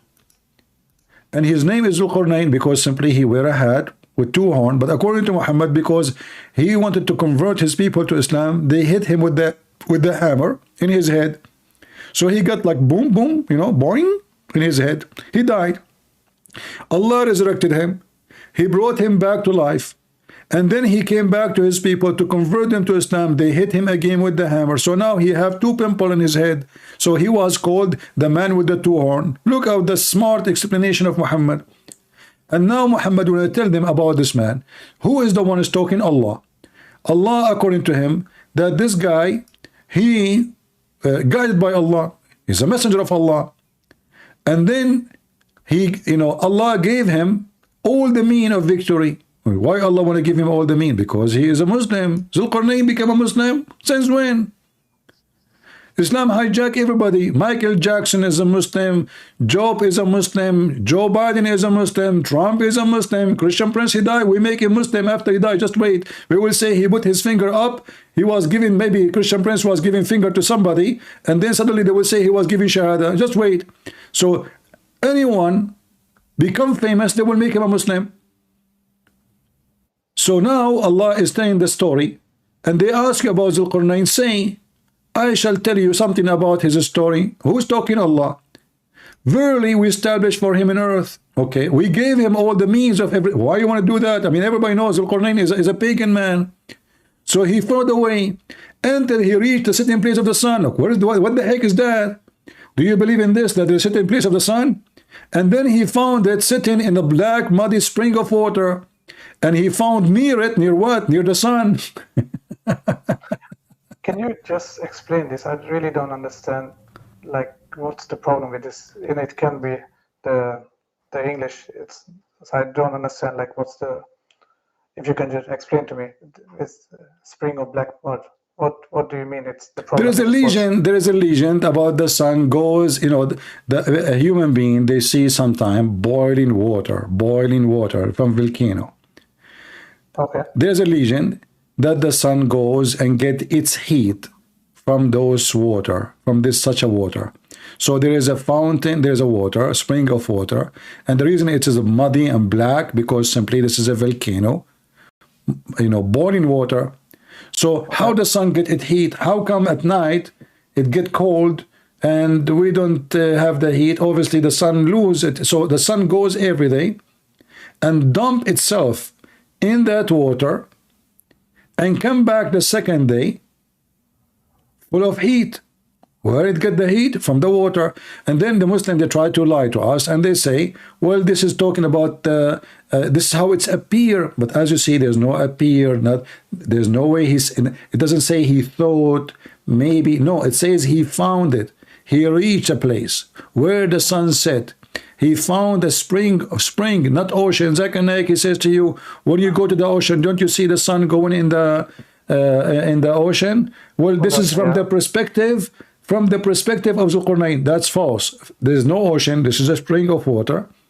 And there's no way you can think that the sun going inside a spring of water.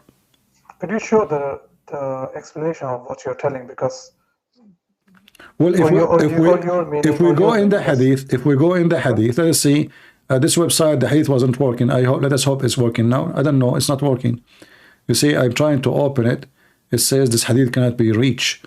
Let me try with different website. Give me a second. They asked Muhammad. He asked his companion, do you know where the sun goes? He said, no. I think the hadith, the website is down. Okay. Yeah, guys, can you open the website? Let's see. Let me pause the link. You guys tell me, is the website working for you or only not working for me? Okay. They cannot block me because I have tons of IP. So I don't think they can block me. But let me know if the website is working. It's not working for me either. Okay, so it's not working. All right. So Muhammad, he said, he asked Abu Dhar, do you know where the sun goes? He said, no, Allah and his messengers knows best. He says the sun goes and sets in a spring of muddy water, hot water. So it is in the Quran, it is in the Hadith. Muhammad explained it. Why? Because people in the old days, they thought that the sun, I mean, fictions, they have a lot of superstitions. As an example, your prophet, he think that the sun rises from between the two horns of shaitan. That's why he said, don't pray when the sun approach. Here we go, it's working again. Look like the website start working again. Let us see. Because it's flip. Let us see. Let us hope it's working. Maybe not. I think still not. Okay, so you know why I cannot pray? Because the sun coming from between the horn of shaitan. Who in the world would believe in such a thing? How a messenger of God who believe in God, he can say such a thing? So Muhammad, he have tons of his stories. All of them, they are stupid and full of fictions and dummy stuff regarding astronomy, space. Like Allah, he created the star to shoot shaitan if you try to spy at him. Is that correct? Yes. Okay. Is that really what the stars are for? I mean, if shaitan can sleep in your nose, how in the world we want to shoot the shaitan with a star? Look how tiny the shaitan is, and he is invisible. And supposedly nobody can go out of the space. Simply just a question then. In that case, okay, for a moment, if I say Islam is wrong, why don't God show me the right path? You see, this was my question also last time. Why I find it like why so many people are still following this religion? Why nobody? How many people they smoke every day? No. How many people? So no, why are people still believing this religion then? Doesn't matter how many people still smoke. It can be Take me to the Middle East and give me a radio station and allow me to smoke without being killed, and let us see how many Muslims will stay. The reason they are still Muslims because there's no freedom. There is zero atheist in the Middle East. Have you ever heard of a whole country there's all believers? Zero atheist, zero homosexual, there is zero gay, zero lesbian, there is zero of everything. There's only Muslims. Why? Because this is a region of terrorism. There's no freedom. All the people in the Middle East, they want to fast Ramadan. Every house of a Muslim I used to go to when I used to live in the Middle East, nobody fast. In the street, everybody is fasting. So Islam, the Islamic terror, because nobody, look, here we go. This guy, Imran Khan, speak about Islam, and etc. Who dare to insult the Prophet? You don't dare. But you can have sex with the women secretly. You can take a bribe. You can do everything. All of them, they are believers. And at the same time, Pakistan is the most corrupt country in the world. Everybody have bars in his windows. Why? Is that because of security? Is that because the country have good security? No, it's because of the So can I say all Pakistan are Muslims or zero Muslims? I don't know how many Muslims there is, but give them freedom. Let us see how many Muslims.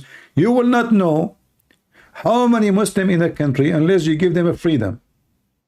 Then you will know who is a Muslim, who is not, who is a Christian, who is not, who is a gay, who is not. Give them freedom. If you want to know how many thieves in a city, take the police away. Then you will be surprised. You will find that your neighbor is a thief. And maybe you are too. And maybe me. The second the police appear, the street is full of thieves. The police in the street, everybody behave. So, doesn't mean if nobody is stealing now, or few only, that means there's only a few thieves. No. This is why you see the second there's a chaos happen, you know, riot, then suddenly they break into stores and they break into banks and they steal phones and jewelries. They rob Walmart. I mean, hundreds. Like, what happened? Suddenly all the town are thieves. Yes, there's a lot of thieves. Give them freedom to be thieves and you will see who is a thief, who is not. If there's no freedom, you do not know. If there's no freedom for me to tell you what I'm saying right now, there's nobody to say what I'm saying right now. Nobody, zero. Does that mean all of the world, including Christian Prince, he's silent, he's mute now? All of us, we believe in Islam or we believe in Christianity? No, because there's no freedom. Freedom, my friend, is the only test of who is and who is not. Your kids, your daughter, your son, and I'm not talking about you, I'm talking about everybody. If you force your daughter, don't go there, don't do that, you would do it secretly. I remember when I was in a school, you know, we went in a taxi to go from city to city. Me and a guy, we are from the same area. We took a taxi, but we cannot pay for the taxi, all of it. You know, it's not worth it. So the taxi, you know, like they can take other passengers with us. So he took 3 girls, they sit in the back seat. The 2 of us, we sit in the front. The 3 girls in the back, they were wearing burqa. They are wearing hat under the hat so nobody can see their hair. They are wearing gloves. And they are Muslims, very conservative. We arrived to the second city and we want to continue now the third city. The driver, he have to wait in the station so he can get 3 passengers to replace. He will not then continue unless either we pay for the space is empty or we wait for other 3 passengers. So we said we wait. We waited, and then the girls, they came back. And they came to the guy, hey, Abu Muhammad, we forgot with you a case. The guy, he looked at them, and we look at them too. They are not the one who came with us. They are wearing, you know, those like Spaniel clothing, you know, open chest, their breast is coming, their hair, makeup, short skirt. The guy, he said, no, no, you did not come with me. The one who came with me is the 3 girls, and they are conservative, wearing hijab. They said, it's us, it's us. He said, no, it's not you. And then they start telling him what he was saying to us during the trip to prove to him that they are the one who was in the back seat. They start telling him about how he write his homework. He's, you know, there's things he told us nobody knows. I mean, just now we are in the trip with him. And they told him even what we said back to him, what we asked him, what he said to us. The guy, he went crazy. And then when we travel again, he said, man, I will never let my girls to go study in different city. Look, those girls, they wear hijab, they wear burqa. As soon they arrive to a new city, look what they are wearing. How I can let my daughter to go to different city? I'm going to stop her from going to school now. So give them a freedom. You see in Saudi Arabia, 20 years ago, they go vacation in Europe. They go in the toilet seat in the airplane, in the bathroom, before even they land. They go in the bathroom. They have a new clothes with them. They have little tiny bag with them. They go in the bathroom. They come with the new clothing. There's no burqa. There's no hijab. So when they go in the airplane from their country, they are wearing burqa. As soon the airplane fly and they are out of the kingdom, right away they go to the bathroom and they put makeup and they wear short skirt. So to know who is a believer or who's not, give them freedom. So if you see a woman, she converted to Islam, she's wearing hijab, will she have a choice? She did that. I believe her. But I don't believe a Middle Eastern women.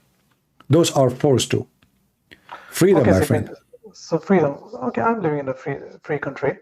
There are many Muslims also living here. So just for a moment, why is not God showing us the right way? You know, as I'm talking. God is showing you. Here we go. God, He's using me to talk to you. Who said He did not? No, me and you. You say I'm coming to my point. You say if someone is born in a different religion, okay, in the family, it's not all the time that that person will try to seek other religion. Like most of the time, it will be like he will continue as he has been teach, as he been. That's I'm telling you. Like why in that case God is not showing us the right sign?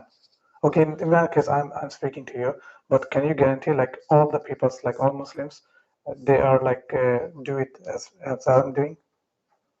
So how will you explain? You cannot be a Muslim. You see, I'm a person who say things, and I don't care what people will say. You cannot find a Muslim, and he's a good person. You are, if you are a good person, you are not a Muslim. Because a Muslim is someone who follows Islam. Is that correct? Not all the teachings. No, hold on. You see, I'm being honest with you. I'm telling you what I believe. I am being honest with you. No, you are. If you are a good person, you are the Muslim. Because if you are a Muslim, then you can lie to your wife. Do you lie to your wife? No. Do you approve lying to your wife? Sorry, if I've... Muhammad, he says, a Muslim, he can lie to his wife. The wife, she can lie to the husband. He can lie to his friend. He can lie to his enemy. Who's left? So, are you a good Muslim who lied to his wife, and you like to have a wife lying to you? No. Then you are not a good Muslim. Are you a good Muslim who like to have sex with the children like Muhammad? No. So you are not a good Muslim. You're not a Muslim at all. Okay. Do you like to use stones to clean your ass? Do you like to take a shower with dead dogs and women blood from period? You say no. We are a bad Muslim. Do you like to kill Christians just because they are Christians as Muhammad did? You will say no. You are not a Muslim. So a true Muslim is a bad person. He's a bad person. He's very evil actually. A Muslim by name, he can be a nice person. His name is Muhammad, but he don't want to kill people. He don't want to have sex with the children. He don't want to rape the Christian and the Jews and the Hindus and the atheists. Well, that's because he's a good person. He's a nice person, but not because he's a good Muslim. A good Muslim is someone who follow Islam. A good Christian is someone who follow Jesus. So if a Christian, he want to go and work as a drug dealer, he is not a good Christian. If a Christian, if somebody wear a cross and he is a pimp, well, he is not a Christian, he is an evil person. But if he is a pimp, he can be a Muslim. I can show you even that from the Quran. So you can be a pimp in Islam, but you cannot be pimp in Christianity. You can be a rapist in Islam, but you cannot be a rapist in Christianity. You can have sex with children in Islam, but you cannot have sex with children in Christianity. You can lie in Islam, but you cannot lie in Christianity. You cannot use the name of God in vain in Christianity. You can't even swear in Christianity, but you can use the name of your God to lie as much as you want in Islam. So how that will make you a good person? How Islam will make you a good person? Islam never make a person good. This is why you see all Muslim countries are bad countries. You cannot find one Muslim country have any form of decency. Judges, police, kings, leaders, system, the postman, the garbage man, the butcher, the grocery, everybody cheat. No, but how will you explain? You see, I understand this point. This is my also view about, but what I'm trying to, if you get my point, what I'm trying to say, why it's not good? Because it would be unjust. Like if I'm born in a Muslim family and I didn't happen to, for example, have this conversation with you, then would it be unjust if I've... Well, this is not excuse, because yes, my friend, Christianity came, Christ came, my friend, Christ came, not Christian Prince, Christ came 2,000 years ago. So, and everybody heard the name of Christ, and everybody knows about Christ, and you decide not to listen.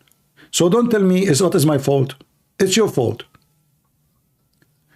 People knows about God since the time of Adam.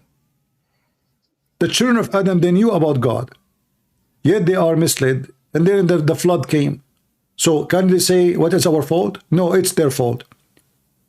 It's your fault to go where you want to go. So no, but you know the Quran is saying that the God will, He won't judge you. Like if you haven't get what do you say? If you haven't get this. Couldn't find. If I didn't get the message, you see what I'm saying? It will be the same. My friend, that's false. That's false.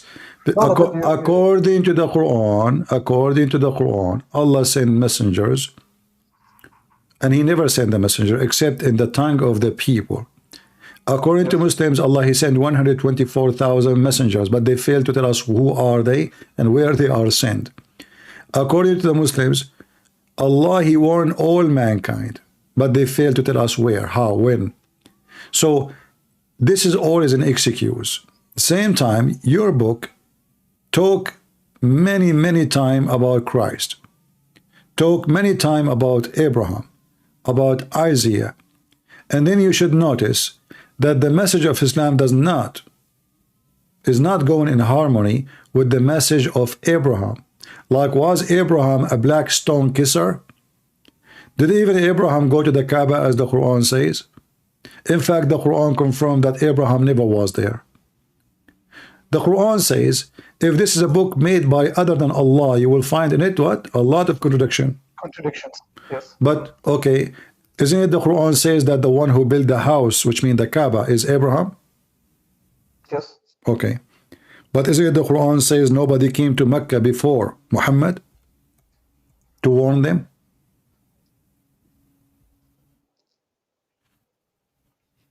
You mean in the sense of the messenger? Or you mean people okay, living there when before? Abraham, he came to Mecca, according to the story, did Abraham came with Ishmael and he warned his children to worship Allah? Yes, he warned his children, yeah. So how the Quran says that Mecca never have any warner before Muhammad? If you go to chapter 34, verse number 44, it says, and we had not given them scriptures, which they could study, nor send them before you, Muhammad, any warner. So how Abraham was there, how Ishmael was there, how the children of Ishmael were there, and all of them, they are Muslims according to Muslims, yet nobody came, and they never received any scriptures. So what Abraham, he went there, he have like his bikini? Abraham, he went there to do what? So he built the Kaaba, the house of God, and with his son Ishmael, yet he did not mention the word Allah to his people there. But the verse is so clear. We had not given them scriptures, no books before you to study, nor send them before you. Very clear. Nothing, no one before you. To the people of the Mecca. Yes, people of Mecca, exactly. But if the people of Mecca are descendant of Abraham, how you can say nobody came to them before you? Before you see the word before? If the word before is not there, you can play with it. You can say he's talking to people of Mecca. No, he's speaking to before you, before your existence. Yes. So before the existence of Muhammad, and before Muhammad became a prophet, there's nobody came to them as a warner. So there is no way Abraham was there. Same time, why the Jews want to hide Mecca? Why the Jews, they want to say, why Muhammad himself abandoned Mecca? He was praying toward Jerusalem because he want to be hypocrite to the Jews. He was trying to convince the Jews that he's a Jew like them, but the Jews did not accept him because he's a pagan. So he changed direction just for the sake of hypocrisy. And when he noticed that the Jews will not believe in him anyway, then Umar, he told them, let us pray and go back to the pagan religion, our Kaaba. Was the Kaaba as a choice of Allah or a choice of Umar al-Khattab? Umar al-Khattab, he says, Wafaqani Rabbi, my Lord agreed with me in 3 things, in different hadiths, 10 things. Some they say 15 things. So Allah agreed with me about what? About the Kaaba, the Qibla. So it's not the choice of Allah, it was Umar. Umar told Muhammad, let us pray in the direction of the Kaaba. Muhammad, he take it and he make a verse exactly as Umar said. Okay, Sibi, we can do it like next time. If I will come to talk to you, then I will. No problem. You know, and always you are welcome to invite a sheikh. You know, I would like you to invite a sheikh, exactly, so you can see that nobody can answer me. I don't want you to feel like you are not able to answer because you do not know. But trust me, all Muslims are like you, including starting with your sheikh. They don't know. Yes. No, what I mean, of course, you have the point there. That's why I've been listening to your other debates, and I don't find many people could answer you. But what I'm trying to say, I will continue with my reading of the Bible, and then we can, because you don't want me to ask something before, I'm sure. So then we can have let me give you a chance to ask me a question about the Bible before you go. But I want to like continue on my topic about Islam. But go ahead, give me a question about the Bible before you go. I've been just reading. So I read this Genesis. It's also, let me just take. I don't know if it's really in Genesis, but they are like in the beginning of like. Sorry, let me think. If you help me, I don't know the words, but it was about like angels having children with the humans in the earth. Yeah, you see, some people, they have wrong understanding of this. The angels, they are the children of God. Those are the one who believe in God. They were like angels, and then they married from the pagan. They associate themselves from the pagan. So for us, as a Christians, we cannot, or even the Jews, they cannot marry or associate to have a family with someone is a pagan. So they marry. This is not about angels having sex with a human. This is about yeah, I just told you, this is about you as a person who believe in God. Some people, they try to explain it as angels having sexual intercourse with a human. That is false. Angels, because I have Googled it, yes, as you told, because I have Googled about it, and some people, they are speaking about like fallen angels, like, it's a different no, fallen angels are angels. You see, the proof of that, Jesus said that when you go, they ask him about a woman who is going to marry her. He said he and she, they will not get married. They will be the same as angels, which means angels don't have sex.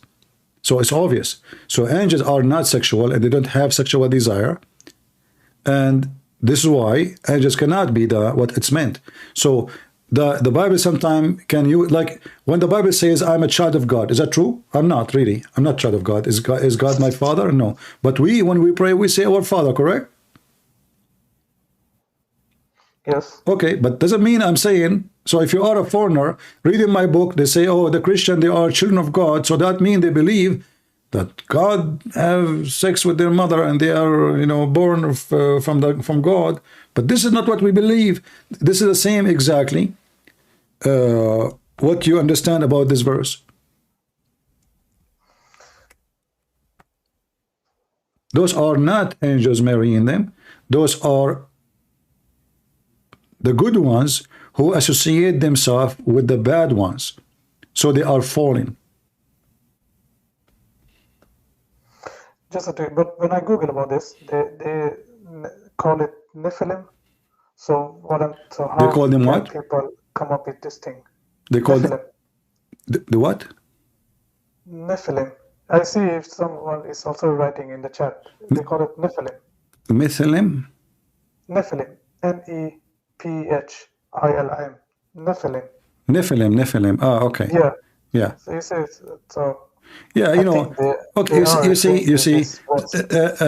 If somebody want to give you his own understanding, he will say that to you. It's up to you. But we know for sure that angels cannot have sex. Why? Because Jesus himself explained that we as a human, when we go to heaven, we will be the same as angels.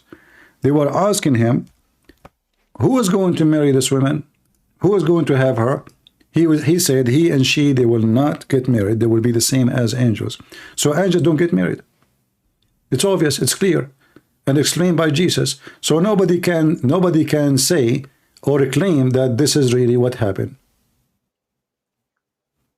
The Son of God, the same as us, the children of God, who they have sexual relationship, immorality with unrighteous people. And this is, coming from Genesis. So, but those fell in one, like, as an example. Could you just show me it's easier to follow, like from our own understanding, if you have like. If you go to Genesis 6, you have to connect the dots with each other. But when somebody he give you his own understanding. If you go literate way, by the word, it says, okay, sons of God. But we know that God don't have sons. We know that we as a Christian, we believe that God have only one son. So they cannot be the son of God because simply they are not. Only God have only one son. So in order to be the son of God, you have to be Jesus. You cannot be an angel. So those are angels and they are not sons of God. So son of God mean what? Sons of God and the daughter of men. This is about the fallen people who believe in God, who committed immoral act, and this is why they are fallen. Okay. Like the word angels can be used in many ways. Like, you know, I can say you are an angel. That means you are a very nice man. You are a very caring. You are, you know, that you care for people. You help people, but doesn't mean they are really. This is a verse speaking in a metaphorical way. Okay. Yeah. We don't believe. We don't believe that angels can have sex. This is number one. And we don't believe that angels are not a human. Angels are not a human. Angels are not a human. You know, like in order to have sex, you have to have sex with something have a vagina and someone have a penis. That's what sex is about, correct? Yeah. So if the women, they have a vagina, then the one who want to have sex with them, he have to have a penis. Yes. And he have to be sexual, which means he can perform sex. So if angels are not human being, then how can they and why they will have sex with women? So obviously this verse have nothing to do with any sex and any kind of sexual activities. This is about the ones who they are supposedly following God and they fall into temptation, going around for their own joy, sexual joy, or any kind of temptation. We can continue with our topic, you know, because I need to read more and come with other points. So we can continue with it. Yeah, you know, there is, you know, always, if you want to understand, like, you know, if you want to understand Christianity, then you have to understand what Christianity believes. So we don't believe heaven is a place of sex. We don't believe angels have sex or they will get married. And we have a proof of that in other verses from Jesus himself. And we know we believe that there's fallen angels. For us, Satan himself is a fallen angel, you know, but we don't believe that Satan is having sex with somebody. Even Satan. Just give me the verse about you told me angels having not sex, just for my. So I okay, hold on. I'm trying to remember.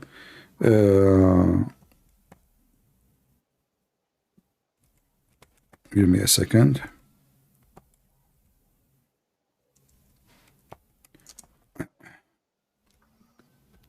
Because next time my main question would be around, you know, like the Trinity. You know, for me, what is important is like believing in one God, and that's the like concept I would like to understand more. Because you know, believing in one God, it doesn't make any difference if we believe in 10 God or 5 God, because the question if they are exist or not. You know, if they are exist, then they are exist. If they are not exist, then they are not exist. If you go to Matthew, I think this is in Matthew, but you know, I'm searching. Give me a second. Okay, let us see. Either Matthew 30 or 22, something like that. Hold on. 33 or 22. Okay.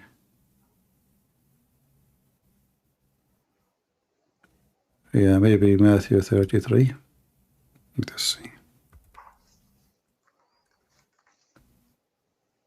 Oh, sorry, Matthew 22. Second. Matthew.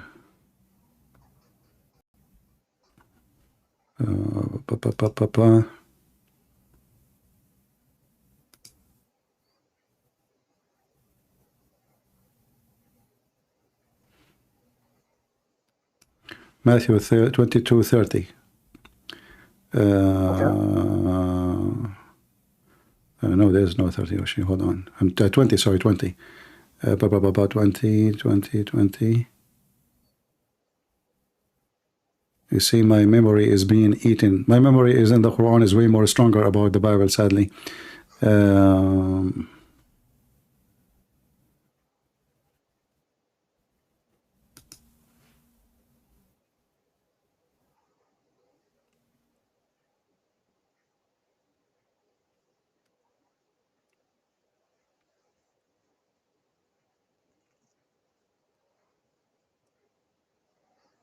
And you know, I'm seeing, following the live chat, people are telling me that it's better to begin with the New Testament rather to read the Old Testament. What would you say, like, in that? Yeah, Matthew 22:30. Okay. Yeah, so it's, you know, it's confirmed for us that they don't get married. Okay. Yeah, here we go. Yeah, actually 30. For in resurrection they neither marry nor are they given in marriage. So when they ask about Jesus, about this woman, if you go and read from verse number 27, like, who is this one, or even before, who is this one, who is this woman she will be with? She have many husbands. Who is going to be with her in heaven? He said, he and she, they will not get married. They will be the same as angels. Do you see it? And that confirmed in verse number 30. I'm just following. So if I can put it on the screen, give me a second. Here we go. So in the day of resurrection, and this is, I think King James translation. Yeah, this is King James translation. For in the resurrection they neither marry nor are they given in marriage, but they are as angels of God in heaven. So what does that mean? It's obviously that angels of God don't get married, and they are not sexual any mean. So this is why heaven and Christianity have nothing to do with sexuality. Why? Because in heaven we will be the same as angels. So if that verse is about really angels associating themselves or sleeping with the daughter of men, then that will be a total contradiction of what we as a Christians and what Jesus taught, that angels cannot and don't have sex. And there's no female and there's no male angels. Like, have you ever heard in the Bible where it says there's a female angel? I haven't read Bible, sorry. So No, I mean, even in Islam, there's a female angel? No, okay. not what I know. So in the Bible, there's no male, no female, even though they are given, like, even their names is not associated with males, but associated with being with God, the mighty of God, the might of God, the power of God, the righteous of God, etc. So even their names have nothing to do with sexuality or gender.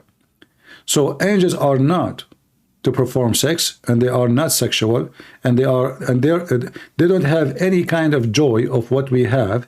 Their joy is different from our joy, which is being with God, being in heaven. And for sure they have a better, let us say, feature than us. As an example, living for eternity, living forever. You know, we are people who sin, who die, who get sick, who get tempted, etc., and they have a better place. However, even angels, they have a free will, and this is what we see in the story of Satan, disobey God, and he is a fallen angel. In Islam, Satan is not a fallen angel. He's not an angel, he's of the jinn kind. Yes, but in Christianity he is. And that is, by the way, exposed the Quran about the story of Allah ordering angels to bow down to Adam, except Iblis, he refused. But Iblis is not an angel anyway, but he commanded the angels. So why he's upset?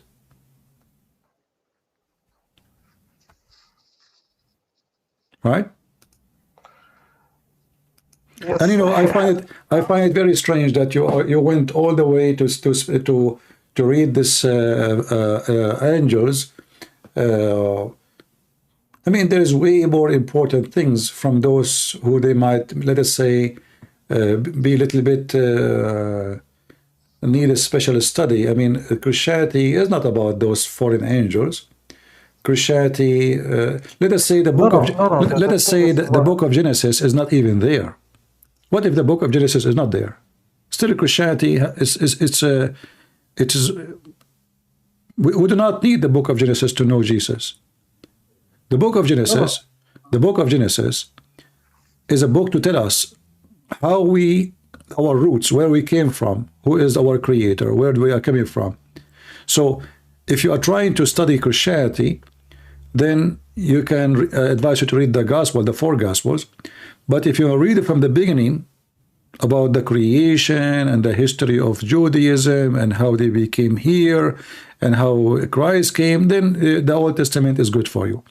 But the Old Testament, in order to understand it, I advise you to read the New Testament so you can understand the Old Testament by the explanation by the New Testament. This is why now you are confused. So if you know the New Testament, that in Christianity we do not believe that angels can have sex and they will have sex, then this verse will not confuse you. Okay, of course. You know what I mean?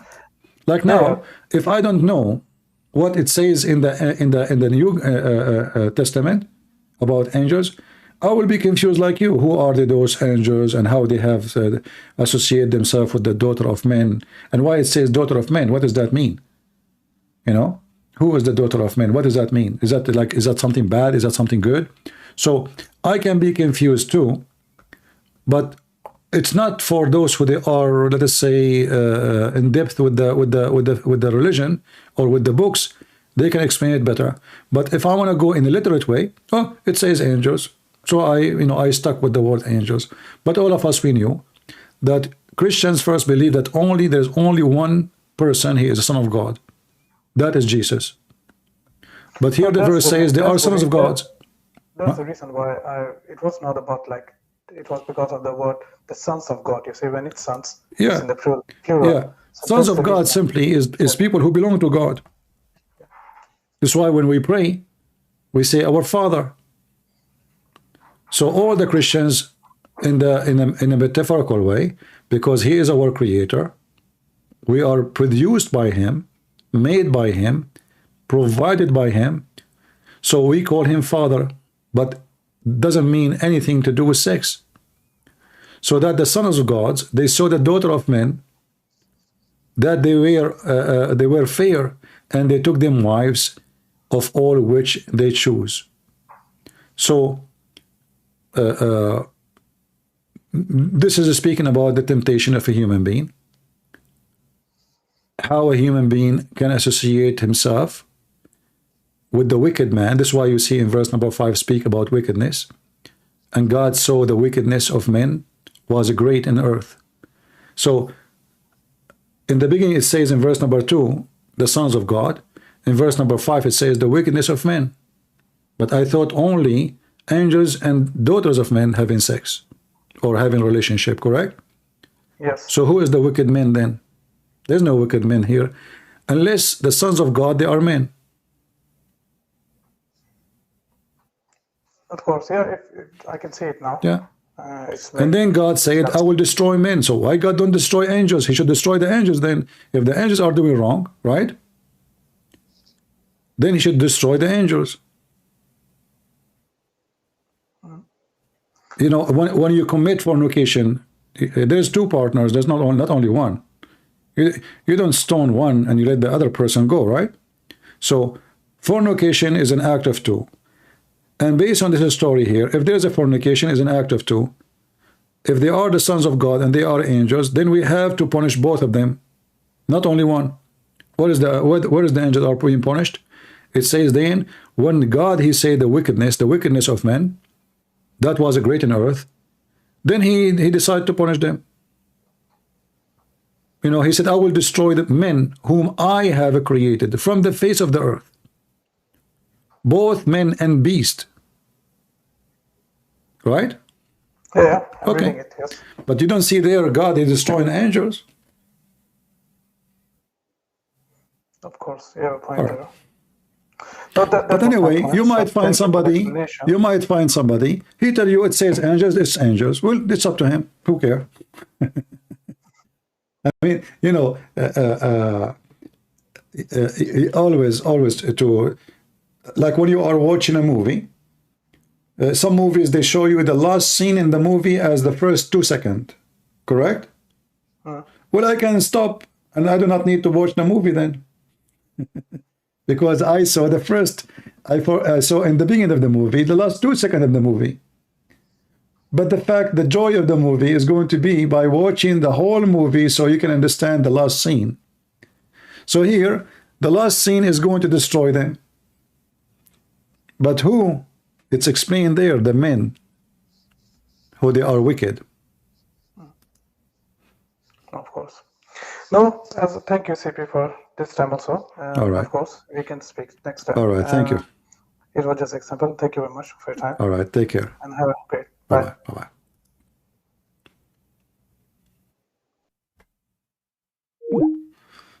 All right.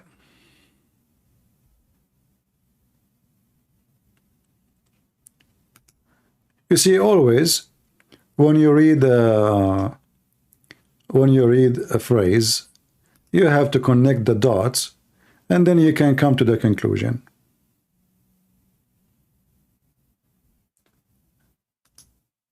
You don't read one sentence and then you cut the rest. Do we have any Muslim would like to join us? If there's anyone here from those who support Palestine, would like to call us?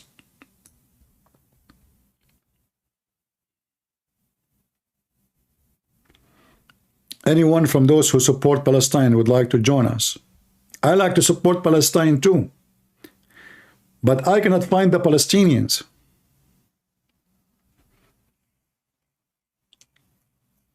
All those hippies who have tons of rings in their nose, those blonde people in Europe, in America, free Palestine, free Palestine. How come we cannot find one of you there to call us? I want you to call us so you can convince everybody that you know what are you talking about. I accuse you, all of you, those who support a free Palestine, to be a bunch of ignorant. You have no idea even where so-called Palestinians exist. You don't even know what is Palestine is about. What does the word Palestine mean? Last time we played your videos, many of you thought that Palestine is in the Black Sea.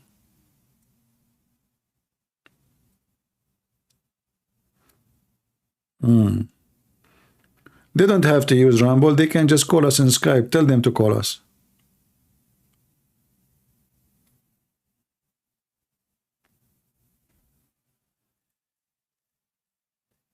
Anyone?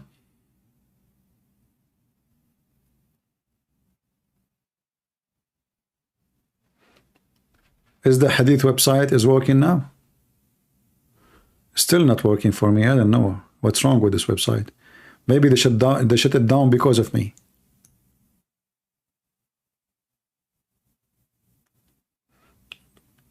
Is it working? I think it's still down.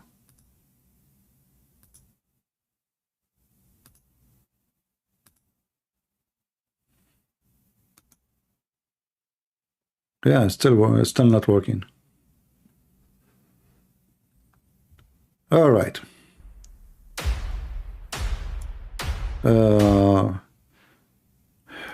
If there's anyone would like to call us, anyone have anything to say? Anyone would like to have a secret wife, like the wife of Amran?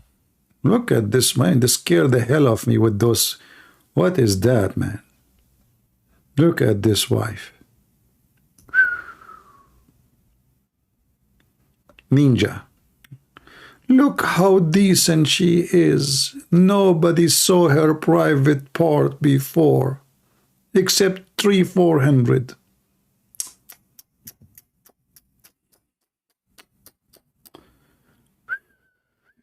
Me. Oh boy. Who's going to open the curtain?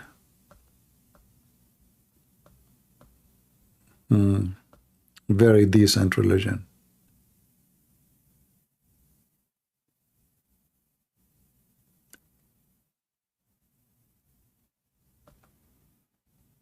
Yeah.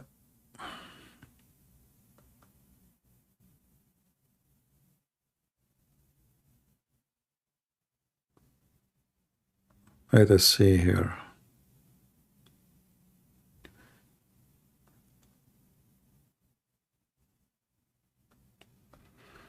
There's nobody from the supporters of the Prime Minister of Pakistan, Imran Khan, can call us? Not even one?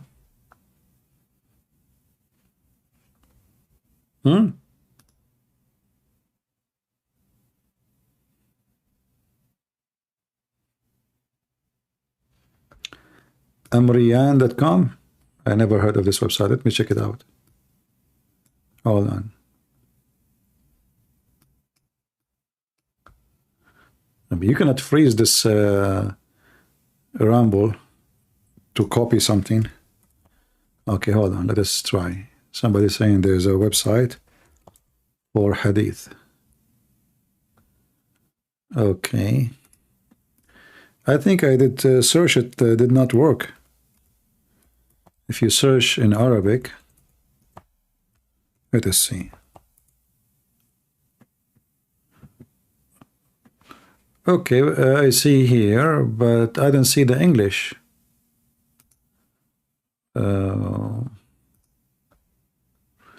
This is just Arabic. I know. For me, I have tons of websites in Arabic, but we want the one can show both Arabic and English next to each other. Yeah. Let us see. Maybe there's translation. No, there is no translation. Full text, show Arabic. Okay. This is Qur'an here. So where is search hadith? Okay, let's search hadith. Okay, let's try hadith. Okay. Maybe it have English. Okay, there's English here. All right. Okay, we can save it then. But still, I prefer the other one, because here, like the English and the Arabic are too much of far distance. Yeah, like this is the hadith. Actually, I wanted to show him here. Thank you for the one who told us about this website. At least when it's not working, we can use this one. So here I was sitting behind the Messenger of Allah, who was riding a donkey. While the sun was setting, he asked, "Do you know where this set?" Speaking of the sun. I replied, "Allah and his apostles know best." He said, "It's set in a spring of warm water." The translation here is false. It's not warm.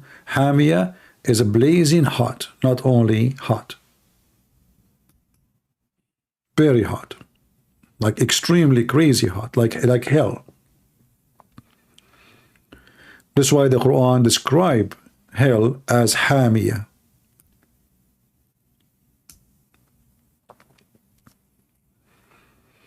Let us save this website into our bookmark. Do we have anybody want to call us? Okay. Somebody tried to call me, actually. Let us call him, see who is this guy.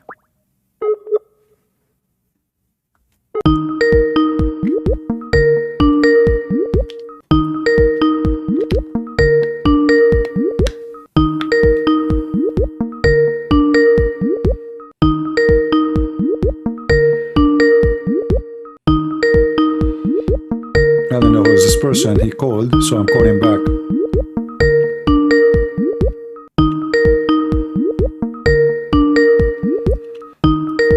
Okay, is not answering.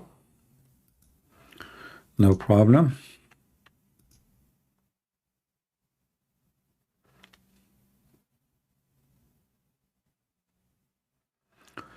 Do we have any Muhammadan would like to join us? Anyone?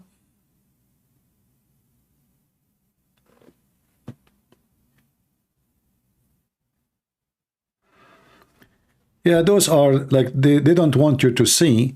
Like Muhammad now, the Dr. Muhammad, the scientist Muhammad, he knew about geography, he knew about space, he knew about the inner of the earth, he knew about the sun, stars. I mean, you know, this guy is a professor. He is beyond knowledge. Allah is his teacher. What you can expect? So now he's telling us where the sun set. You will not find a Muslim quoting this. They will not. And this is authentic.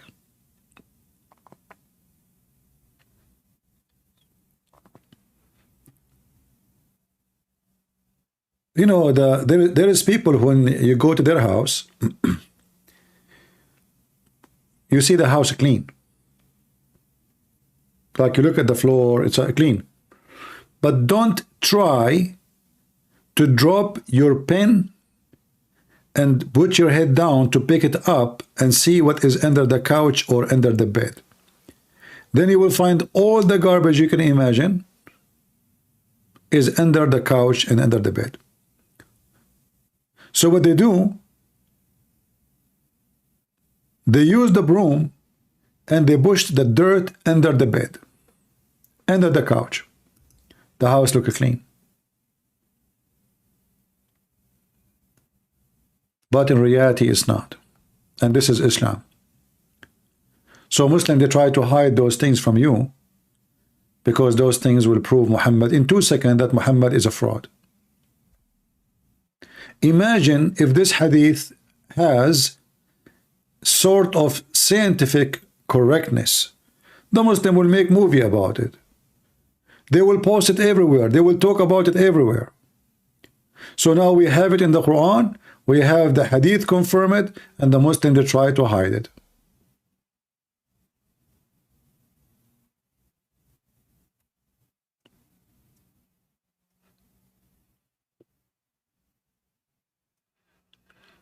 Any Muhammadan who support Palestine or any liberal want to join us, want to free Palestine, here we support Palestine.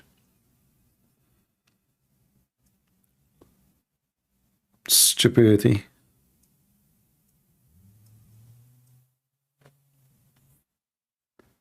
You know, the funny is that those all Muslims, they keep saying free Palestine, support Palestine, but nobody will give a visa to one Palestinian or so-called Palestinian. They hate them. They don't welcome them. They don't allow them to go to Saudi Arabia. They don't want them in Egypt. They don't want them in Kuwait. They don't want them in Jordan. They don't want them in Syria. They don't want them in Iran. They don't want them in Turkey. But they claim they love them. Do you know why they reject them?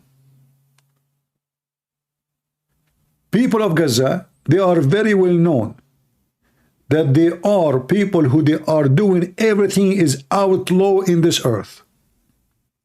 You name it. Even so-called Palestinian from the West Bank, don't allow them to live between them. They don't associate themselves with them. Nobody wants them. You need to ask yourself why.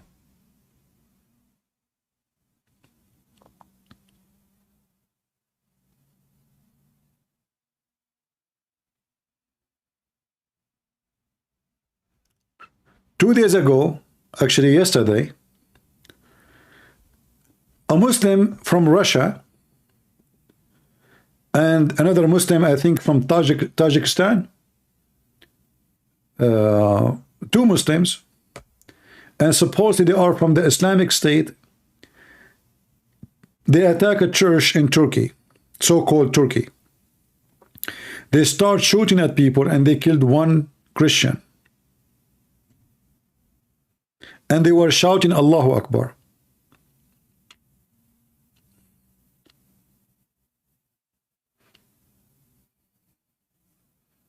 Who is going to believe that those are from the Islamic State?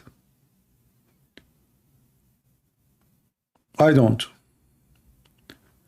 Those are sent by Erdogan. All Islamic countries,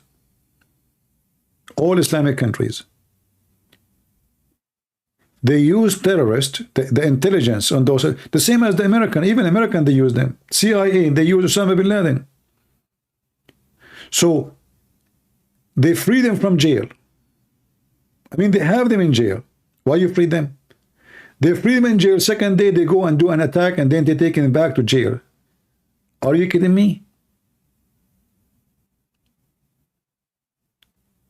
How you know that they are terrorists? You put them in jail, you free them, you put them back in jail after 24 hours, so you left them out to kill, to shoot at the Christians and come back. They have a deal with them.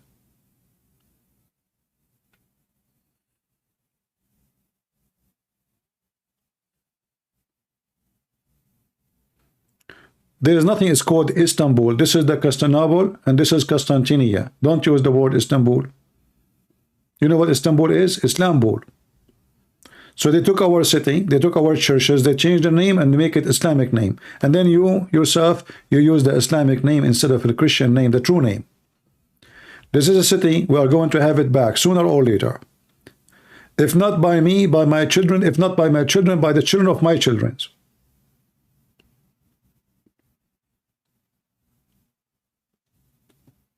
All our churches, which is taken by terrorists, is going to be free. No matter how long. Remember, the Jews, they lost their land for more than 3,000 years. Yet they have it back.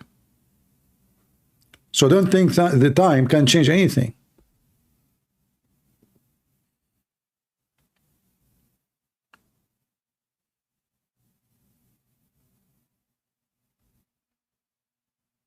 Actually, last time I spoke to a woman, I thought she is from Turkey, and I told her, I think she said she is from Turkey, I forgot. Yeah, but she is a Christian. And I told her about a dream I saw again about a massive, scary, terrifying earthquake in Turkey. This one I saw, it's really scary. I mean, I saw the land is moving like ocean, you know, like how the ocean, like waves. This is how I saw the land is. I saw blood everywhere. I saw dead bodies everywhere. And you know, I have always sometimes I don't like, you know, the dreams I see sometimes, because they happened. You know, they are dreams which usually they come to be true. Sometimes even I see myself speaking to somebody, saying something, certain sentence, and then when I meet this person, he say to me the same sentence, and I respond in the same sentence I saw in the dream. So I have like something I can't explain, and this is why I believe that this earthquake, this massive earthquake, is going to happen. It might happen tomorrow, it might happen next month, I don't know, but it was really, really something unusual.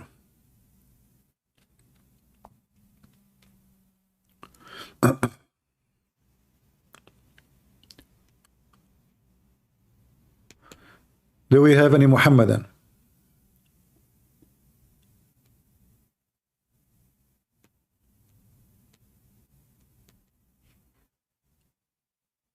Any Muhammadan would like to call us? Do we have anyone from those who support Palestine? Come on, I want to talk to you. I want to see your intelligence, your knowledge, your history intelligence. Let us bash the Jews. Don't you want to bash the Jews? Free Palestine? You're ignorant? This is the land of the Jews, and those are not Palestinians. Those are Arab. Ask anyone from those who they are living now in Gaza. Are you an Arab? They will say yes. You stupid ignorant. Since when the Palestinians are Arab? And how? They hijack the land, they control the land, they occupy the land, and they are occupation, and then they claim that they are the one who own the land. The Arab, they occupy Syria, and now they call it the Arab Republic of Syria. But there's zero Arab in Syria. This is Syria. They have a language, it's called Syriac. Syriac, not Arabic. The same Iraq, they hijack Iraq, they killed the Christian, they took the land, and now they call it the Arab country of Iraq. But Iraq is the land of the Assyrian and the Chaldean, and those are not Arab, and they have Aramaic language. The same in Egypt, the Arab Republic of Egypt, but Egypt is in Africa. Those are Coptic African, have nothing to do with the Arab. They hijacked the land, they changed the name, the same as they did. They took Constantinople and they call it Istanbul. All the land of Turkey is a theft. More than 90% of it is coming from Greek and Armenian. And yet Erdogan, he schooled people about what? About occupation. They just stole half of Cyprus. Erdogan, he just took half of Syria. And then he want to school Israeli about occupation. He kill every day tons of Kurdish. And he want to teach you ethic and human right. When this come back, his jail is full of prisoners of war, prisoners of politics. Him and his friend, the terrorist, the Prince of Qatar, who is not a prince, he is just a Bedouin. He used to take a shower with dead dogs, like Muhammad. But thanks to the British intelligence, they made Qatar a country. In fact, Qatar is born not even 40 years ago. Many of you is born before Qatar. There was no country 40 years ago. There was no country called Qatar.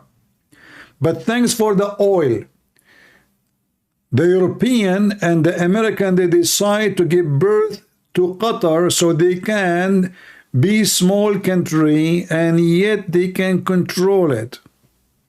And now what happened is the opposite. The money of this small country is controlling Turkey, controlling Egypt, controlling America, the money worshippers.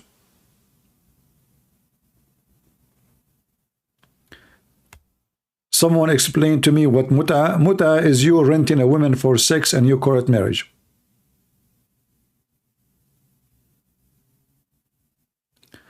She was a Turkish Muslim. Okay, yeah. She was a Turkish, she converted to Christianity. Okay, I remember now, all right. So Muta is asking a woman to sleep with you in exchange for some money for a certain amount of time, amount of money, like for a certain time, like 1 hour, 2 hours, 2 days, 3 days, doesn't matter. So she agree, you agree. When the time is up, there's no need for divorce. The agreement is over. This is what muta. Muta mean in Arabic, sexual joy, sexual entertainment. This is what muta mean. Muta does not mean marriage. Muta mean enjoy something, enjoy sex. It's just a legal prostitution in Islam. Like Muhammad, he is a prostitute himself. Do we have any Muhammadan?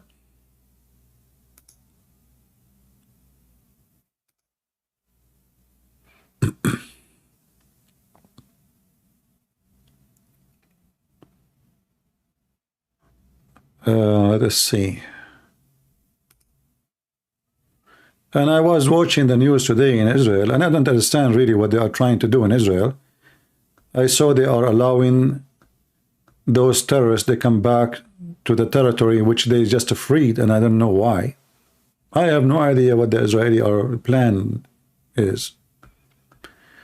You know, what I was thinking, that they will never allow anyone, and they will negotiate before they allow anyone to get back. But what I saw today in the news is not like that.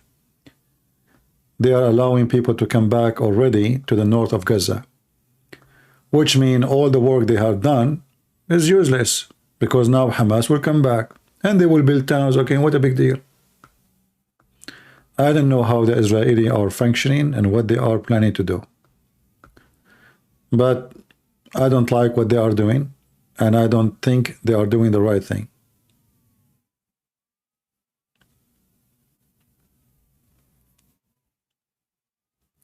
What the point of going after them and destroying their tunnels, and now they go back? Okay, they will make a new tunnel, so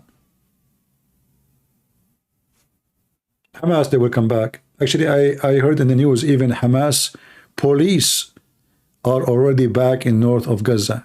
How the Israeli allow them? Nobody understand really what the Israeli are thinking and what they are trying to do.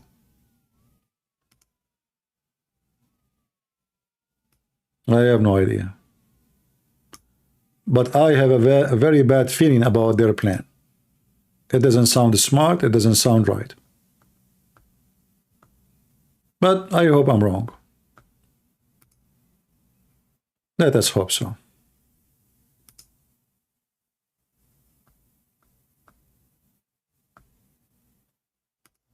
So imagine all the work they do, and then you let your enemy coming back. So what this war was for?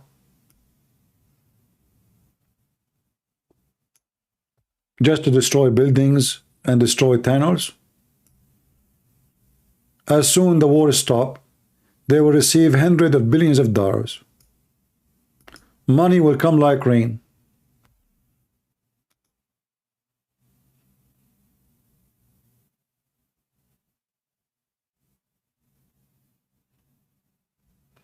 And I am sure there's a lot of tunnels that Israel did not find yet. So I don't know really what Netanyahu is thinking.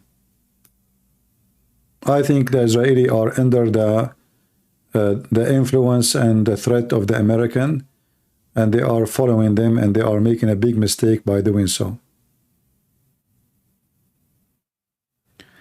No, not fake news. I saw that one of the commanders was commanding his unit to withdraw from Gaza. I saw it.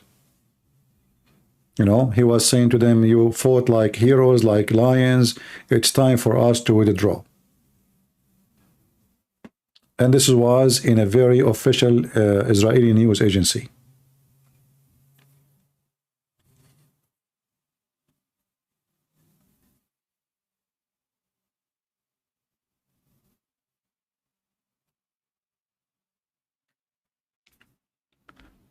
The only accomplishment we can say, they killed more than 25,000 of Hamas. But those people, they have a lot of people are unemployees. You know, like now, those they don't have jobs, they don't have anything. And as long as Hamas, they receive money, they can hire another 25,000 in one day. So what? Look at those tunnels, how much money they cost.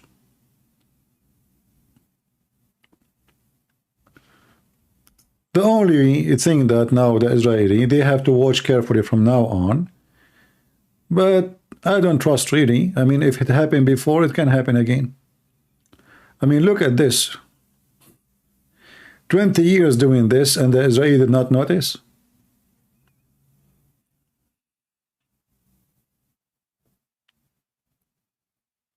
Look at this. You can make a subway by all the towns they have.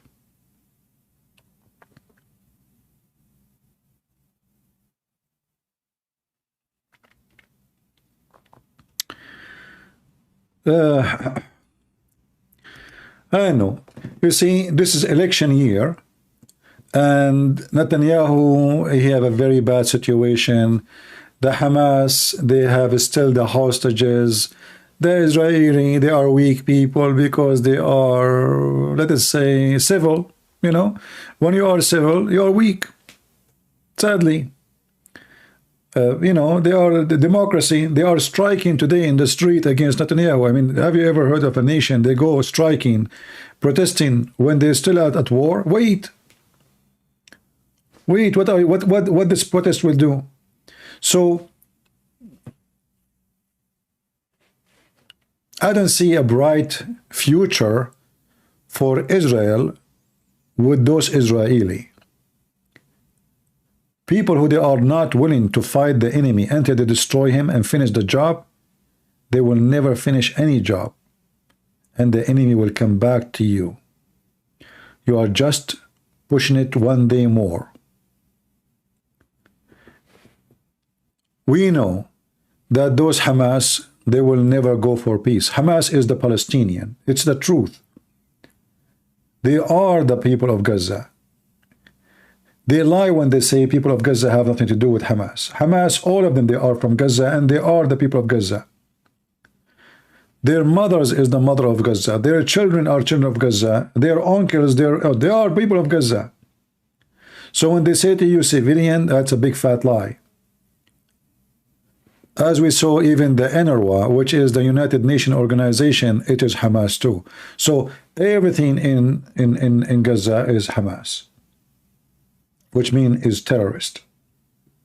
We saw how the children, they were dancing in the street.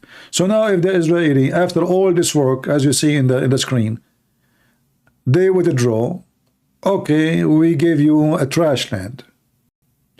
But that will not solve the problem. Hamas will come over again. Are you going to invade tomorrow again? Why you give them the land back? At least put conditions with other countries. Let us say bring police, bring Egyptian police, any police, and be sure that those people will never have even a Kalashnikov in their hand. A police maybe with gun, just for safety and security, to perform the act of police if they have to. But now, they did not even control yet the line. It's called Philly, which is the line, borderline between Gaza and Egypt. They should be attacking that line first before they attack Gaza. They should block the nerve between Egypt and Hamas, because this is where all their weapon is coming from. They are doing it now, when this should be done from the first day, not the last day. So I don't understand really what the Israelis are doing. However, I have to say, and I have to admit, that the Israeli as an army, they did an amazing job, because such a war is not easy, going from between house to house, tunnels, building to building, window to window, and those roads are very narrow, which means the enemy can shoot at you from very short distance without you even noticing. Yet they have a very little casualty. There's no army in the world can accomplish this like the Israeli. You see, if this is the Russian going for a war, Putin, he will lose thousands of soldiers before he can take Gaza. Any army will lose a lot of soldiers. The Israeli army, they lost almost nothing, even though they are going in a very tough war where the enemies can come to them from under the ground like rats. You know, if you remember how people who speak about military expert, they brought them to TV and they say it is going to take maybe 10 years for them to clean the area. The Israeli will lose tens of thousands of soldiers if they invade Gaza, and until now did not even reach 200 something. So I have to say that the Israeli army, and not only that, by the way, many of those who fall from the Israeli soldiers, they fall even by friendly fire, which means by mistakes of the Israeli army itself, which has happened always in war. People die by friendly fire. So we can't even count all the numbers of those who fall in this war as a casualty with the enemy. Many of them, they fail because of a friendly and mistake.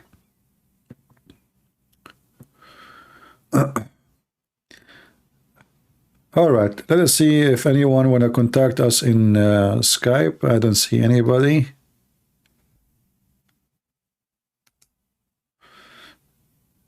Don't send me a link in Skype. I don't open Skype. Locus.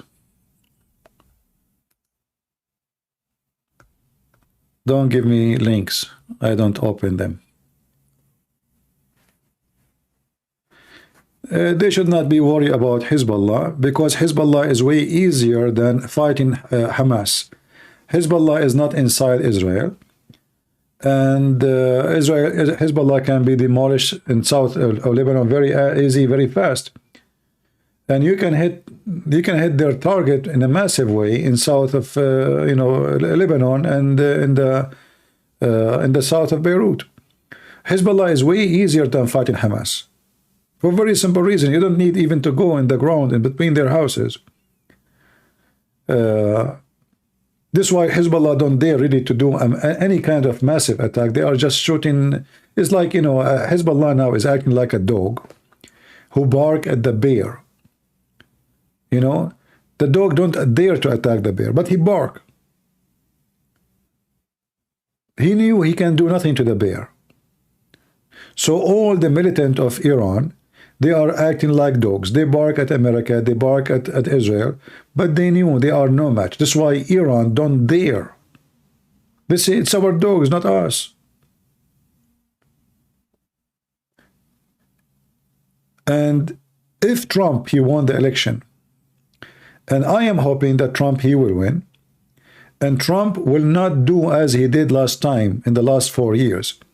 I hope this time Trump, he will teach those dogs and put them in their place.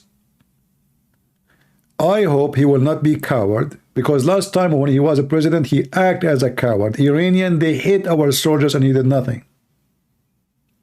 Yes, Trump, he did that. The same as Biden, actually. Actually, Biden did better. At least Biden, he responded, even his response is stupid. Trump, he did nothing at all. He acted as if he heard nothing. He saw nothing. He is not even there. The Iranian, they hit our bases in Iraq. More than 25 soldiers get severely injured. And Trump, he said, if one of them died, I will respond. Do you see the coward? So he was an idiot. So I hope, and I understand, you know, Trump is a politician. He's trying to win the election. He don't want to go in war. But do you see how they risk our kids for the sake of election? A true president, a true leader, he don't care about election. He cares for victory. And victory will come to him. But they don't care. But this time, Trump, not because he is a hero, but because he knew this is his last 4 years in the office. So he have no election to worry about. So I hope this time he will do something. He will not be potato like last time. Last time, when it's come to abroad politics, he was a big potato. He was supporting Qatar. He was supporting the Muslims. He was arming them, protecting them. All of this just for the sake of money. So I hope if he become a president again, he will not be the same potato who worship dollar. He will not be the slave of Qatar. He will not be the potato of Saudi Arabia. He will be a president of USA. And I hope the first thing he would do, he would teach those Hezbollah and Iran and put them in their place. But would Trump do that? I don't trust him.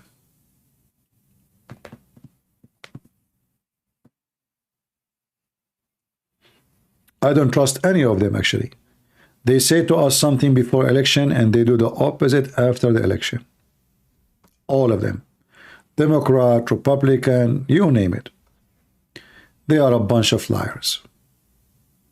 And time is the only way to know. Let us hope that Trump this time will be better than Trump at that time. We will see. Right? All right. I think we have enough for today. Even though we have more than 1,000 people watching, but I think we covered the topic and we have enough of it. Don't forget to subscribe and tell your friends and share the videos. And in the future, if you have anyone would like to debate us, he dare to debate us, please don't hesitate to invite them. We are here to expose what is hidden, and usually it is shameful, and to share the truth, which is bright. And our truth is about the Messiah, our Lord and our Savior. And no one belong to him. He can promote lies. If a human being, he have a failure in his life, that because he is not a true Christian.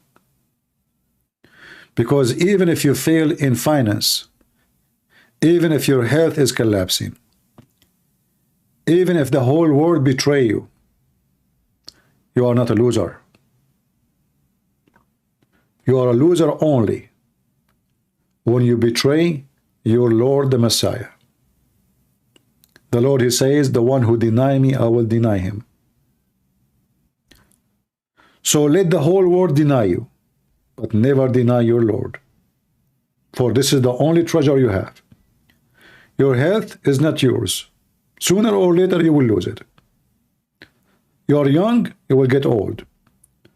You are wealthy, you will take nothing with you to the grave. Trust me, the house I live in, people before me lived before, and people before them live in it, and nobody take his house with him. Your car, somebody will take it. Your tax, your money, your jewelries, Your ring in your hand will live 1,000 of years. You don't live even 100 years. A ring in your hand live way more than you.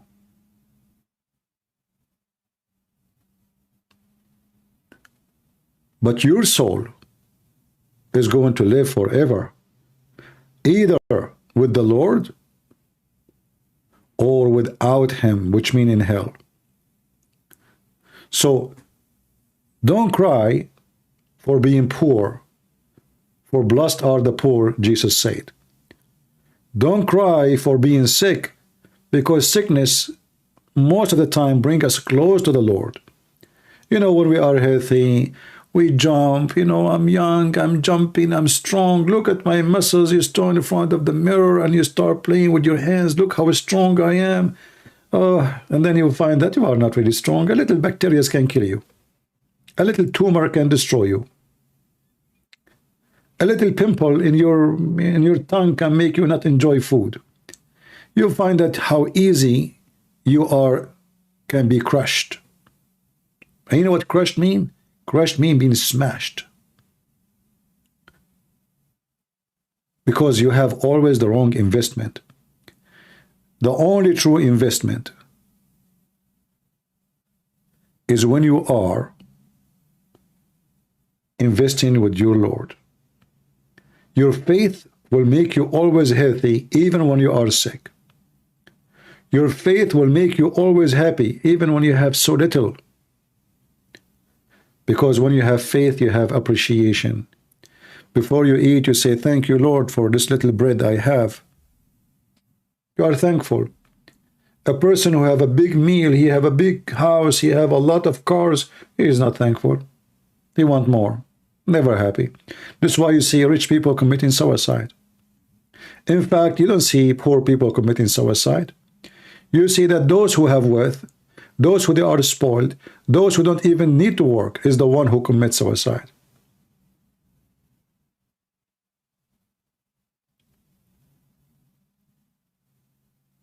People commit suicide every day by drinking, by smoking, by doing all kinds of stupid things. But people who they are close to their Lord, they will never feel alone, and they will never feel depressed, and they will never be without hope. I saw many commercials in the internet about how to fight depression and how to avoid suicide. Call this number. There's only one number to call. Open the Bible and read and become faithful. Then you will not need to think of yourself as a lonely person. You are not.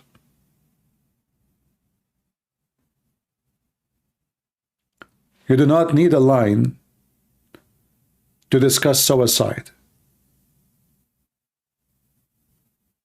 Those people who they are teaching you how not to do suicide themselves, they are desperate. They themselves, they are not happy. You call your Lord. You speak to the Lord. He will save you. He will be with you. You will not be alone. You will not be lonely. And you will not feel that the world betray you. Because the Lord, our God, our Savior, He never betray us. We take drugs because we are not faithful. We cheat because we are not faithful. We kill, we rape, we steal, we lie.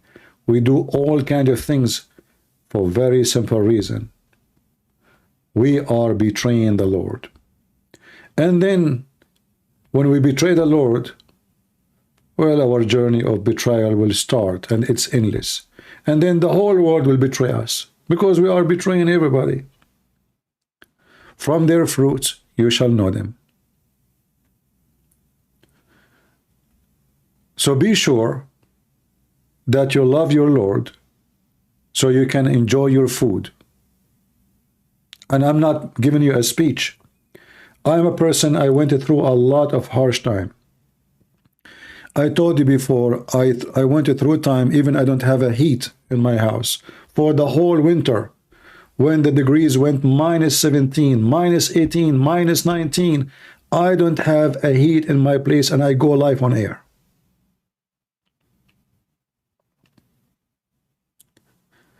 I never get angry. I never said, how come, Lord, people who hate you, they have millions, and I don't even have, I'm shivering inside my place.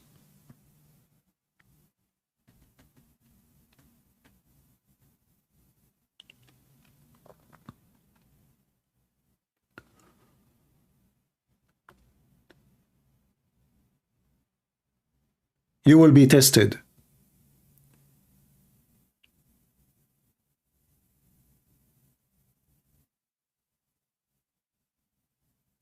And either you fail, and that will be your misery, because it's your choice. And you will be tested, and you will be successful, and that will be your treasure and your best investment.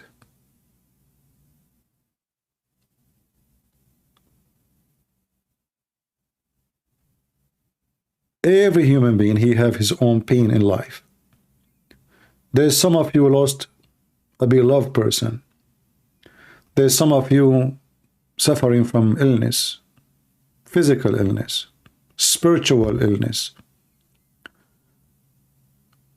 Some of you going through divorce, some of you lost their son, some of you going through custody, some of you going tons of problems. Life is full of problems. Life is about problems. But remember, every problem you go through it, there's one of two directions. Either the problem will make you weaker, or the problem will make you stronger. So which one you choose to be? The weaker or the stronger? A smart person is the one who make his loss a victory, because you learn from it. A foolish person is the one who cry for the rest of his life for what happened, instead of learning from it and getting stronger so he don't do the same mistake again. He just stopped there. He's stuck with the lose. So invest with your Lord and take bad days as a good days, because bad days can make you a successful person too. In fact, if there is no salt, there is no sugar. We will not know the difference. So life is like a taste of a tongue. Sometimes it's sour, sometimes it's sweet, but all of those tastes is needed so we can see the difference. Even when we taste sin, it helps us to know what pure mean. Because when you taste sin, you feel guilty, you feel bad, you feel horrible. So even sin can help you, even though this is not our target. But even when you commit sin, that can help you to know that this is the wrong thing. I don't want to do it again. Even negative can be turned into positive if you are a believer.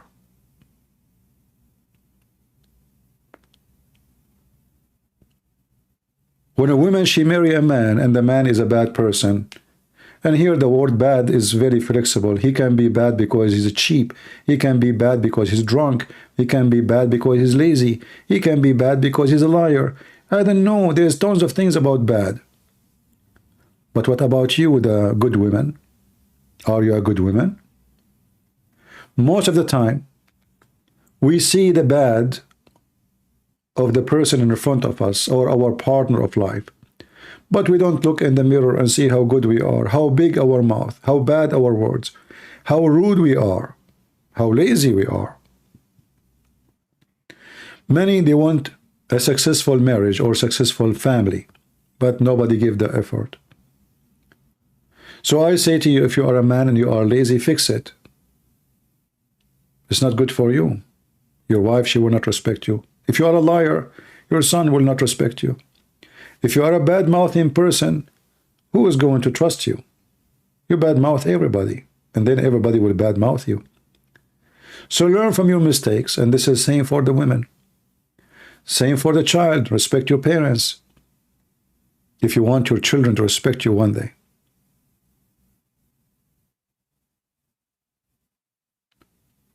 Be an example of good, so you can be good in the front of the Lord. I want to say thank you. And as you see, as soon we start speaking about good and bad, people don't like it and people leave. But what we can do? People like images and cartoon. If we put a picture of an artist and we start talking about it, a naked woman, people will come, people will join us, people will discuss, people will be excited.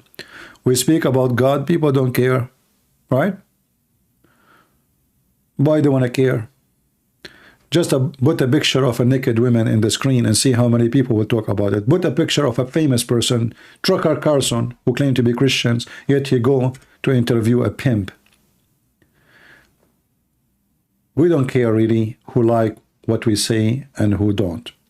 We know that people like to go party. 90% maybe. And maybe only 10% they like to go to the church. Their real party is with Jesus, and there is real people who their real party is being naked and having sex and drinking.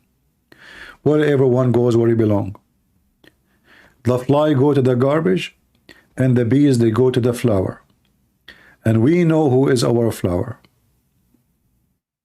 And we know what is right for us. Each time I speak to somebody in private, because people, they ask me sometimes for help. The first thing I notice that the person who is speaking about his problem, he do not know his problem. So I struggle with them, say, can you please just tell me what is the problem exactly? And then they go in circle and they tell you everything except what is the problem. You know why? Because people don't dare even to say what is their problem. They need help. They want help. But they are ashamed to say their problem. And this is what we do with our Lord. We ask him, Lord, help us. But we don't dare to say why we need help and what is our problem. Do you know those pens? They call them like whitening, you know, like you put in the top of the paper, if you wrote something, you put this white ink to scratch it, to take it, to copy, to block it. This is what we do. We blame everybody around us for our problem, but we don't even ask, we don't even have the courage to speak to ourselves and say, what is really the problem? You will find that most of the problems is not even a problem. It is you who don't dare even to face yourself and to fight your own issues, which nobody knows except you. And that goes for everything: marriage, divorce, children's, drugs, smoking. Like, why you smoke? I cannot resist. So what I can do to you? Nothing.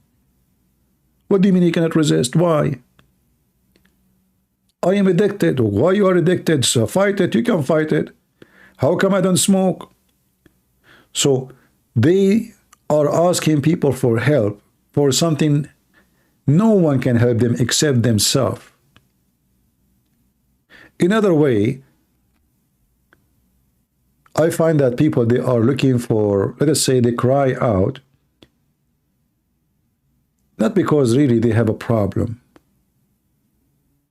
which is they are mentioning, like let's say smoking, but they are seeking attention. They are seeking somebody to talk to. They want somebody to talk to them. They want somebody to show that he cares for them. So I find that usually that the problem is not about him, he have a problem with the smoking, or him having a problem with the drinking. The problem is you are lonely and you do not know what to do. So you start smoking because you are lonely. You start drinking because you are lonely. You start taking drugs because you feel lonely. But the question is why you are lonely. The answer is very simple. You are not faithful and you don't believe in the Lord. Otherwise, why you will feel lonely? We feel lonely only if we feel we are alone in this world. And nobody cares for us. And that is the state of somebody is a disbeliever. A person who believes in Christ, he will never feel lonely. Therefore, he will never be drunk. Therefore, he will not be smoking. Therefore, he will not take drugs.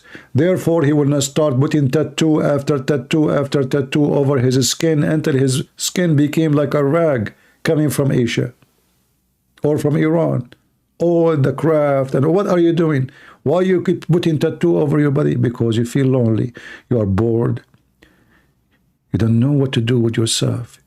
You think if you add something, a new picture in your skin, you will be more excited and you will seek more attention. And then you find the attention is not working and nobody is looking. And even you became used to it and now you became bored again. So we make a new tattoo. So we start with the cheek and then we go to the neck and then we go to the ear and then we go to the forehead and then you put one in your ass and then you put one in your penis. And the list continue until you become a piece of garbage. Sorry to say. We cannot even recognize you as a human being because you cover yourself, because you are empty, you are vacant, you are hollow, shallow. All of this happened because you betray your Lord. He did not leave you. You left him. And now you struggle, and now you are in pain, and now your divorce is collapsing. Your marriage is collapsing, your family is collapsing, your wealth is collapsing, your health is collapsing, you have no friends, you have no future, you have no present. All of this because you decide to be alone.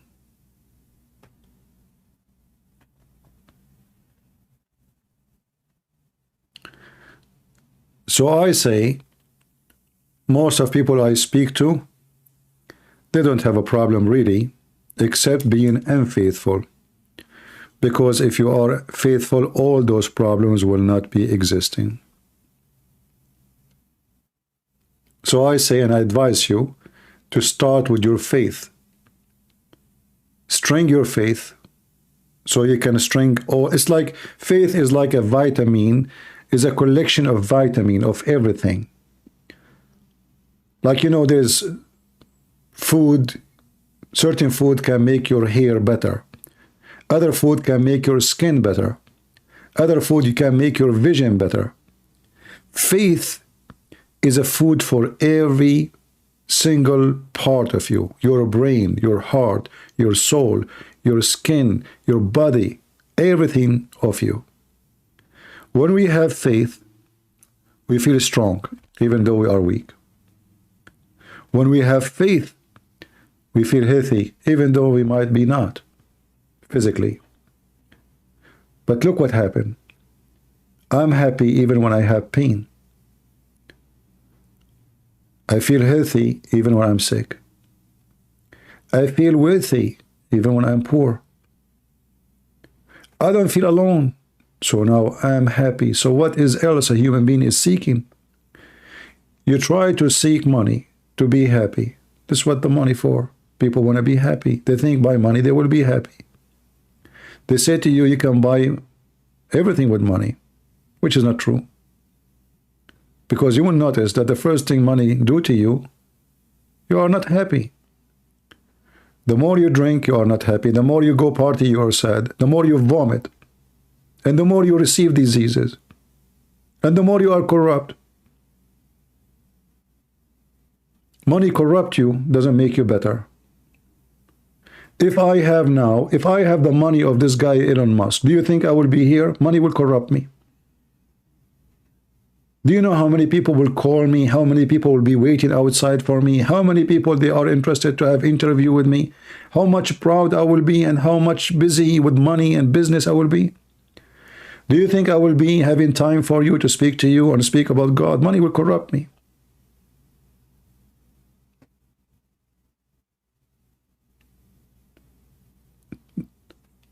Anything, too much of it will kill you, except faith. Too much water, you will be drowned. Too much air, you cannot breathe. Too much food, you will be overweight and you will die from heart attack or many disease. Too much salt, too much sugar, anything too much except faith. Faith will restore your life. will restore your spirit, will restore your weakness to be strength, so you can be walking again. So I say,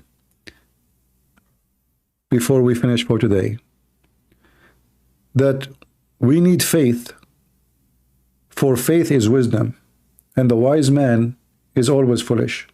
But he can be an absolute wise if he is faithful, even though he know nothing, even though he did not read books, even though he did not know what philosophy and what logic, even though he never been to school, but he have a treasure which is the key of every success: faith. You see, when the disciple of Christ, they used to feed them to the animals, they were not crying from sadness. They knew they will feed them an hour after now, and they were not begging for their life. They were not. They were not even afraid. Why? Because they have faith. Imagine you watch your brother being eaten by a lion, and you are next. And yet, you can save your life. You can say, I'm not a Christian. I deny Jesus. That's it. One word. They will let you go. Still, you don't do it. What kind of a strength they have? Are they human? Yes, they are. But how you can do that? Because their faith. You cannot have victory over someone is faithful. Even if you feed him to the tiger, still he is the winner. And how we know that they are winners? We still remember what they did now. They are an example of victory. In fact, Christianity at that time was way better than Christianity now, because those are the real Christians.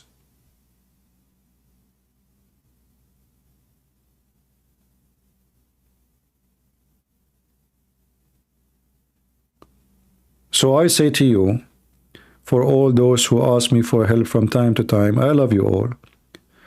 But I say to you that the only solution for all your problems is starting within yourself to be faithful, faithful to your wife, faithful to the husband, faithful to your family, faithful to your job.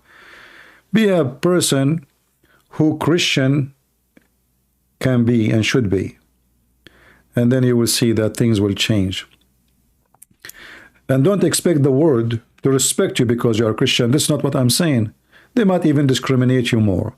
But because you are faithful, within you, you are happy. Within you, you are victorious. Within you, you know that you are successful. And within you, you know they discriminate you because you are successful. You got their attention. You hit the nerve.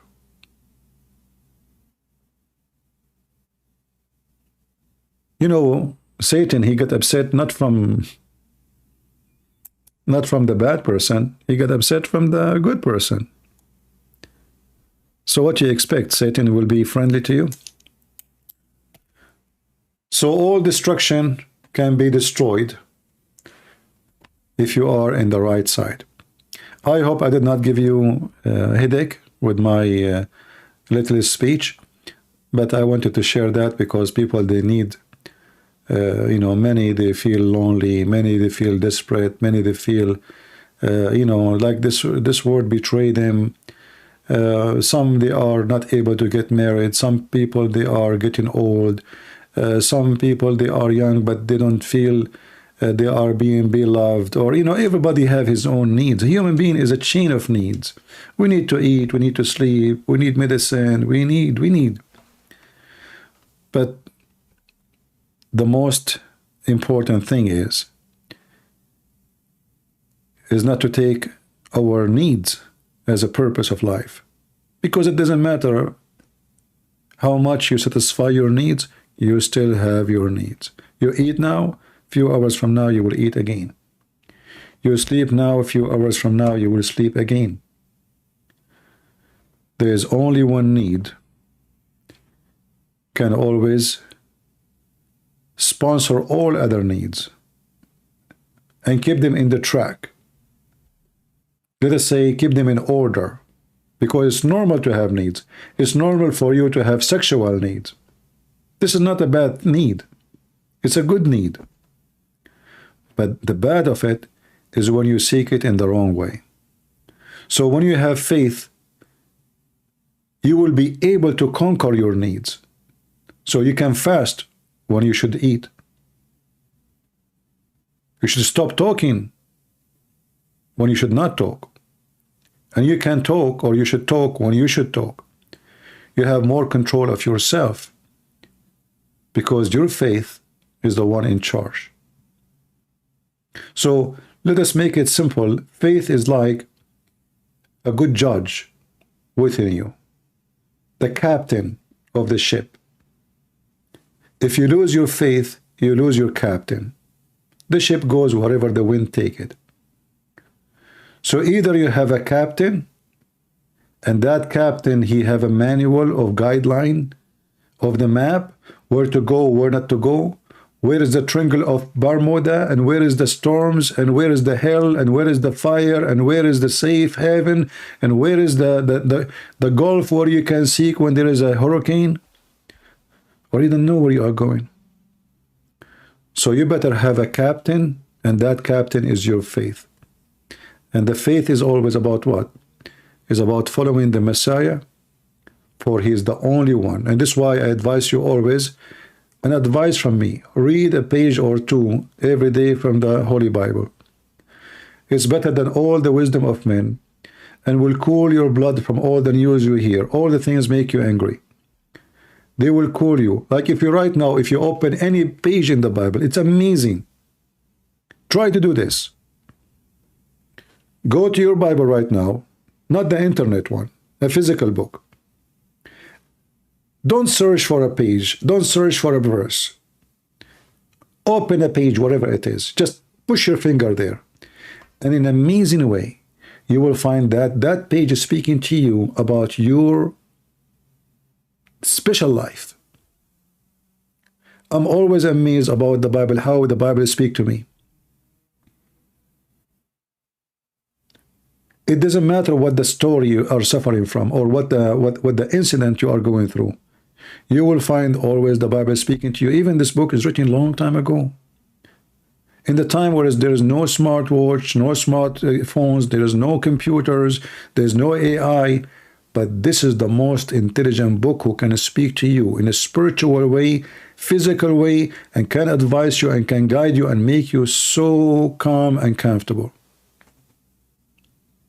Try it. Try it and let me know what you discover. You know, actually, sometimes I do play. I say, let us see today what the Bible will say to me. You know, so I put my hand, I push it, and it's always something unbelievable. Just try it. How many of you will promise to try it at least once? Try it.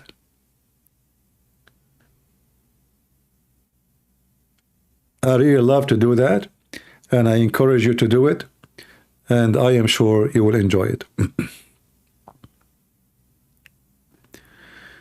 Do you believe Assyrians will have a country? I don't want to sound bad about Assyrian, but based on what I know, Assyrians are busy doing gambling, party. So, I don't know, Assyrian, they look like strong men, powerful men, but in the same time, I see them careless. To have a country, you have to fight for it.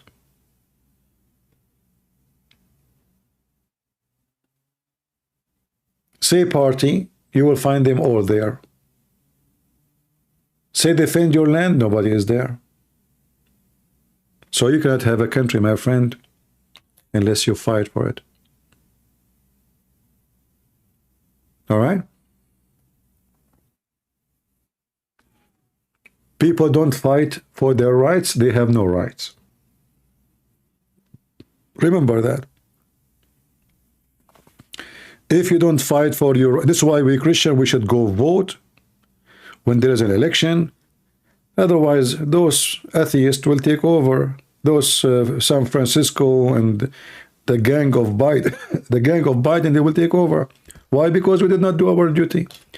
And then we cry, we see, look, they are fighting the Bible, they are forcing homosexuality, they are doing this, crazy stuff on us. It's your fault. You left. When you don't, remember this, the one who don't attend his garden, the weed will take over it. And that goes for everything in our life. You see, we were talking about faith. What faith is? Faith is the tool to unblock the weeds from yourself, within yourself. We talk about yard. We are not talking about physical yard now. We are talking about us. Weeds can take over us. So if we allow them to take over the government, and we did, we allow them to take over schools so they corrupt our kids. We allow them to take over our cities, our mayor, our governor, and then the result is free Palestine.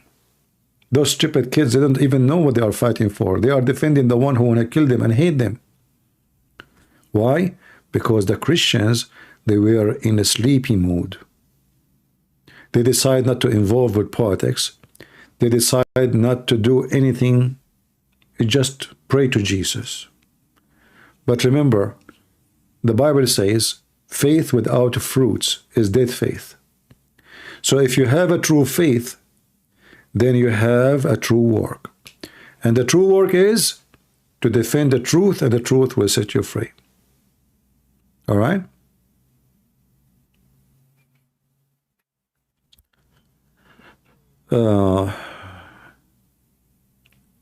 How they can fight and they can be oppressed? But this is not an excuse, my friend. How come the Kurdish, they are fighting and they are oppressed? They are oppressed everywhere. Iranian, they want to kill them. Turkish want to kill them. The Arab Iraqi, they want to kill them. The Shia Iraqi want to kill them. Everybody want to kill them. They fight. We can. You can. You can.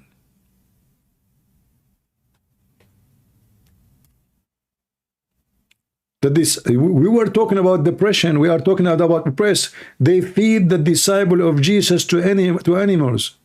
Is that oppressed only? The Roman, they were slaughtering the Christians for nothing, just being Christians. Yet the Roman, they've been conquered by the Christians, but not by war. So if you are a person who believes in your right will be there. But you don't care and you don't do anything about it, and then who is going to remember you? So now people remember the Kurdish asking for their right, but nobody remember the Assyrian because they have no movement. They have no voice. Do you have a party in USA? Do you have a lobby? You have a lot of businessmen, rich people. They are Assyrian around the world. Are you supporting your cause? No. Say a party, everybody come. Say gambling, everybody go. And there's other things I don't want to talk about, which I don't like. I mean, you see a Middle Eastern woman, she come to USA just yesterday. Suddenly, she want to wear a short skirt, her boobs is coming out, her back is uncovered. What happened? Yet they claim to be Christians. And the husband walk with the wife as if nothing happened. I mean, his wife is naked. Literally naked.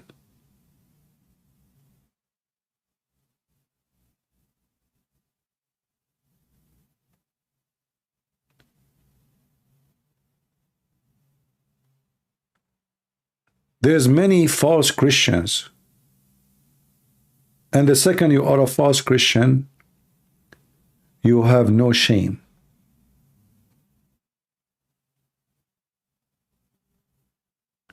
USA back Kurdish leaders because they fight, you don't. Even when you fought, you decide to join Hezbollah. We know what's going on there. Anyway, Kurdish, they are not giving gifts from America. America need the Kurdish.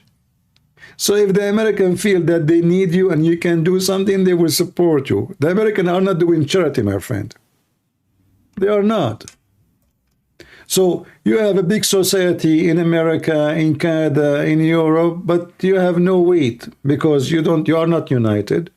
You don't have a political party in your name. And all what you do, dinner, lunch, and occasion for party and bring a singer. And hello, hello. I'm just being honest with you. Armenia is the same. The Armenian, they trust the Russian to defend them. So the Armenian, and not only that, they friends Iran. So you friend the devil, and you will lose if your best friend is Iran. How you can have a victory? God will be against you. I believe strongly that when Christians lose their lands, they are being punished, for they are not being Christians. Armenia, their best friend is Iran. It's a fact. Armenian in Syria, they support Iran. Armenian in Lebanon, they support Hezbollah. So how you can win? You are being stupid. You will be demolished. And not only that, Armenians are very smart people, educated. I mean, there's many weapons made in Russia, made by the Armenian. But Armenia have zero weapon manufacturer. They don't even have a drone. So you have a stupid leaders, stupid plan, and you trust others to protect you. So how you can win a war? The Bible says, my people have been destroyed because of their ignorance. Remember that. And only ignorance, they join the devil forces to be protected by the devil.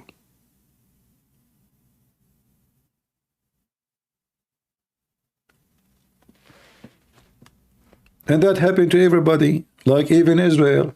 When the Israeli, they go against God, they will be destroyed. And that can happen again.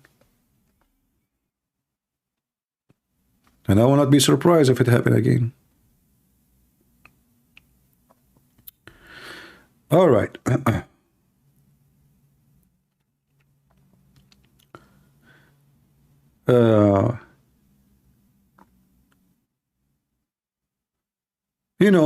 For me, like there's many things people do, and I don't find it. They say Jesus, they say Christ, they say they want to go to the church, but then they have boyfriend, they have girlfriend. I mean, how in the world the life function with you?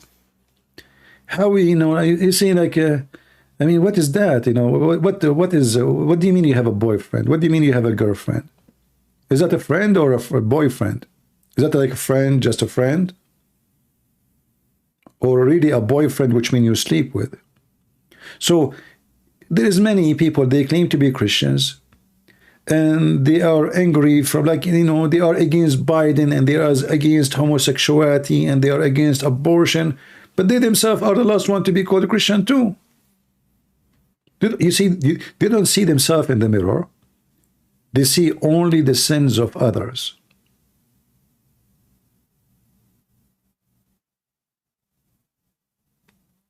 I have no problem if the one you call him boyfriend is a friend. You go drink coffee, you talk together, etc. A girlfriend is the same, like it's a friend. But boyfriends, sleeping together, and then you claim to be Christian, you are the last one to be called Christian. In our life, we commit sin. And we go through things. Bad, good, all kind of things. But as soon as we learn that this is not right, then we should fight what is not right. And if I want to say I'm a Christian, then I should act like one. At least try to be like one.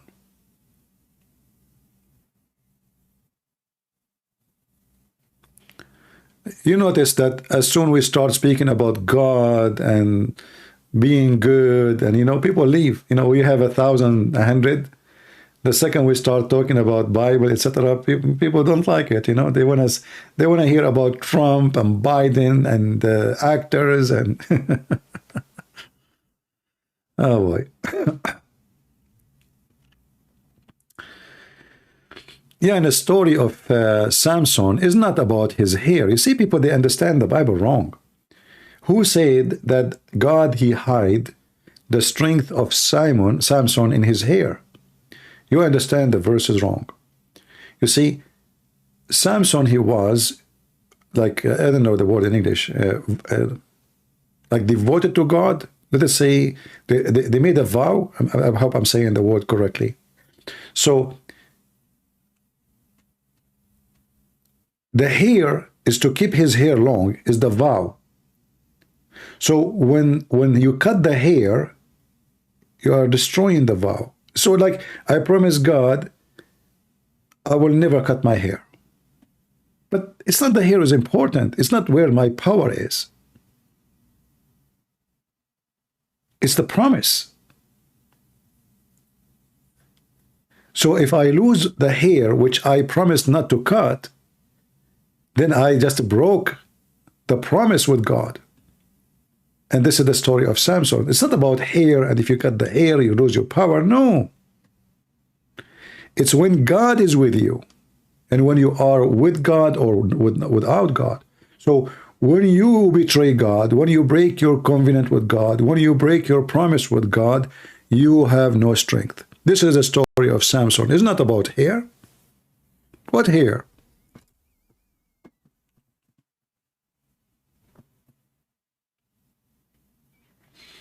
Do you understand? This is not about hair. Who told you that power is in hair? You are reading the verses wrongly.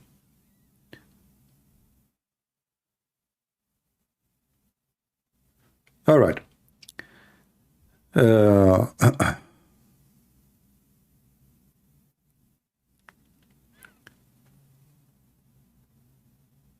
When you are with the Lord is with you. The Bible says, if the Lord is with me, who could be against me? As simple as that. And how you can be with the Lord? Simply, not everyone says, glory to me, Lord, Lord, will enter the kingdom of my Father, but the one who does his will. Right? So, to be with the Lord, bring victory. And to have victory, you have to be with the Lord. And how you can be with the Lord is obeying his command. Absolutely, you can download all my videos. All my videos are for free for everybody, and I'm not like those people who get upset if they download their videos. Download them, post them anywhere you want. All right? And one more advice, never learn your Bible from a video or a movie. Like in the other day, I saw, get my attention, a movie about Noah. And I said, oh, okay, there's a movie about Noah. Let me see. Maybe it's not from the Bible. But then, you know, they start calling God the creator, and then there's rocks moving. What is this, you know? So they corrupt the story of the Bible, and they change the meaning, and they don't want to use the word God. Very silly movie.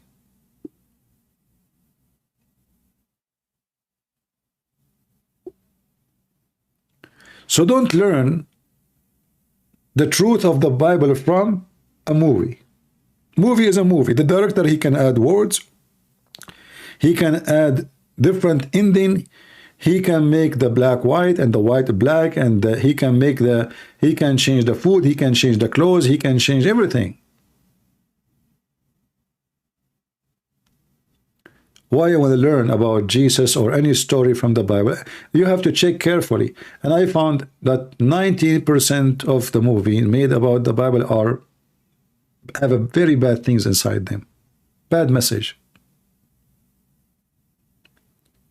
All right?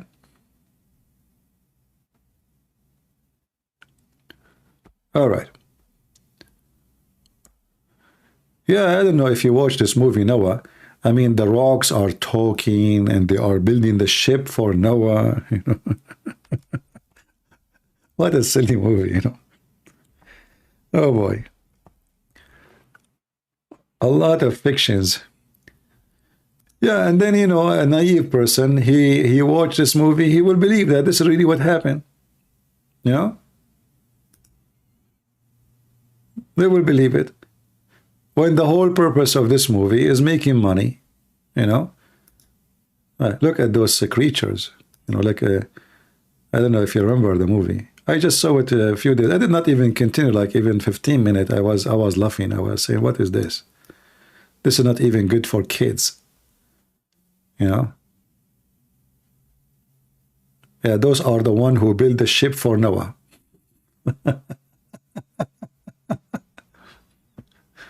All right, what we can say. All right, people, I want to say God bless you, and I pray that some of you already have Sunday, so enjoy your Sunday and enjoy your church if you are going. And we pray the Lord will bless us in our life, in our day, in our morning, in our night, in our health, with our family and everyone we love and people who love us.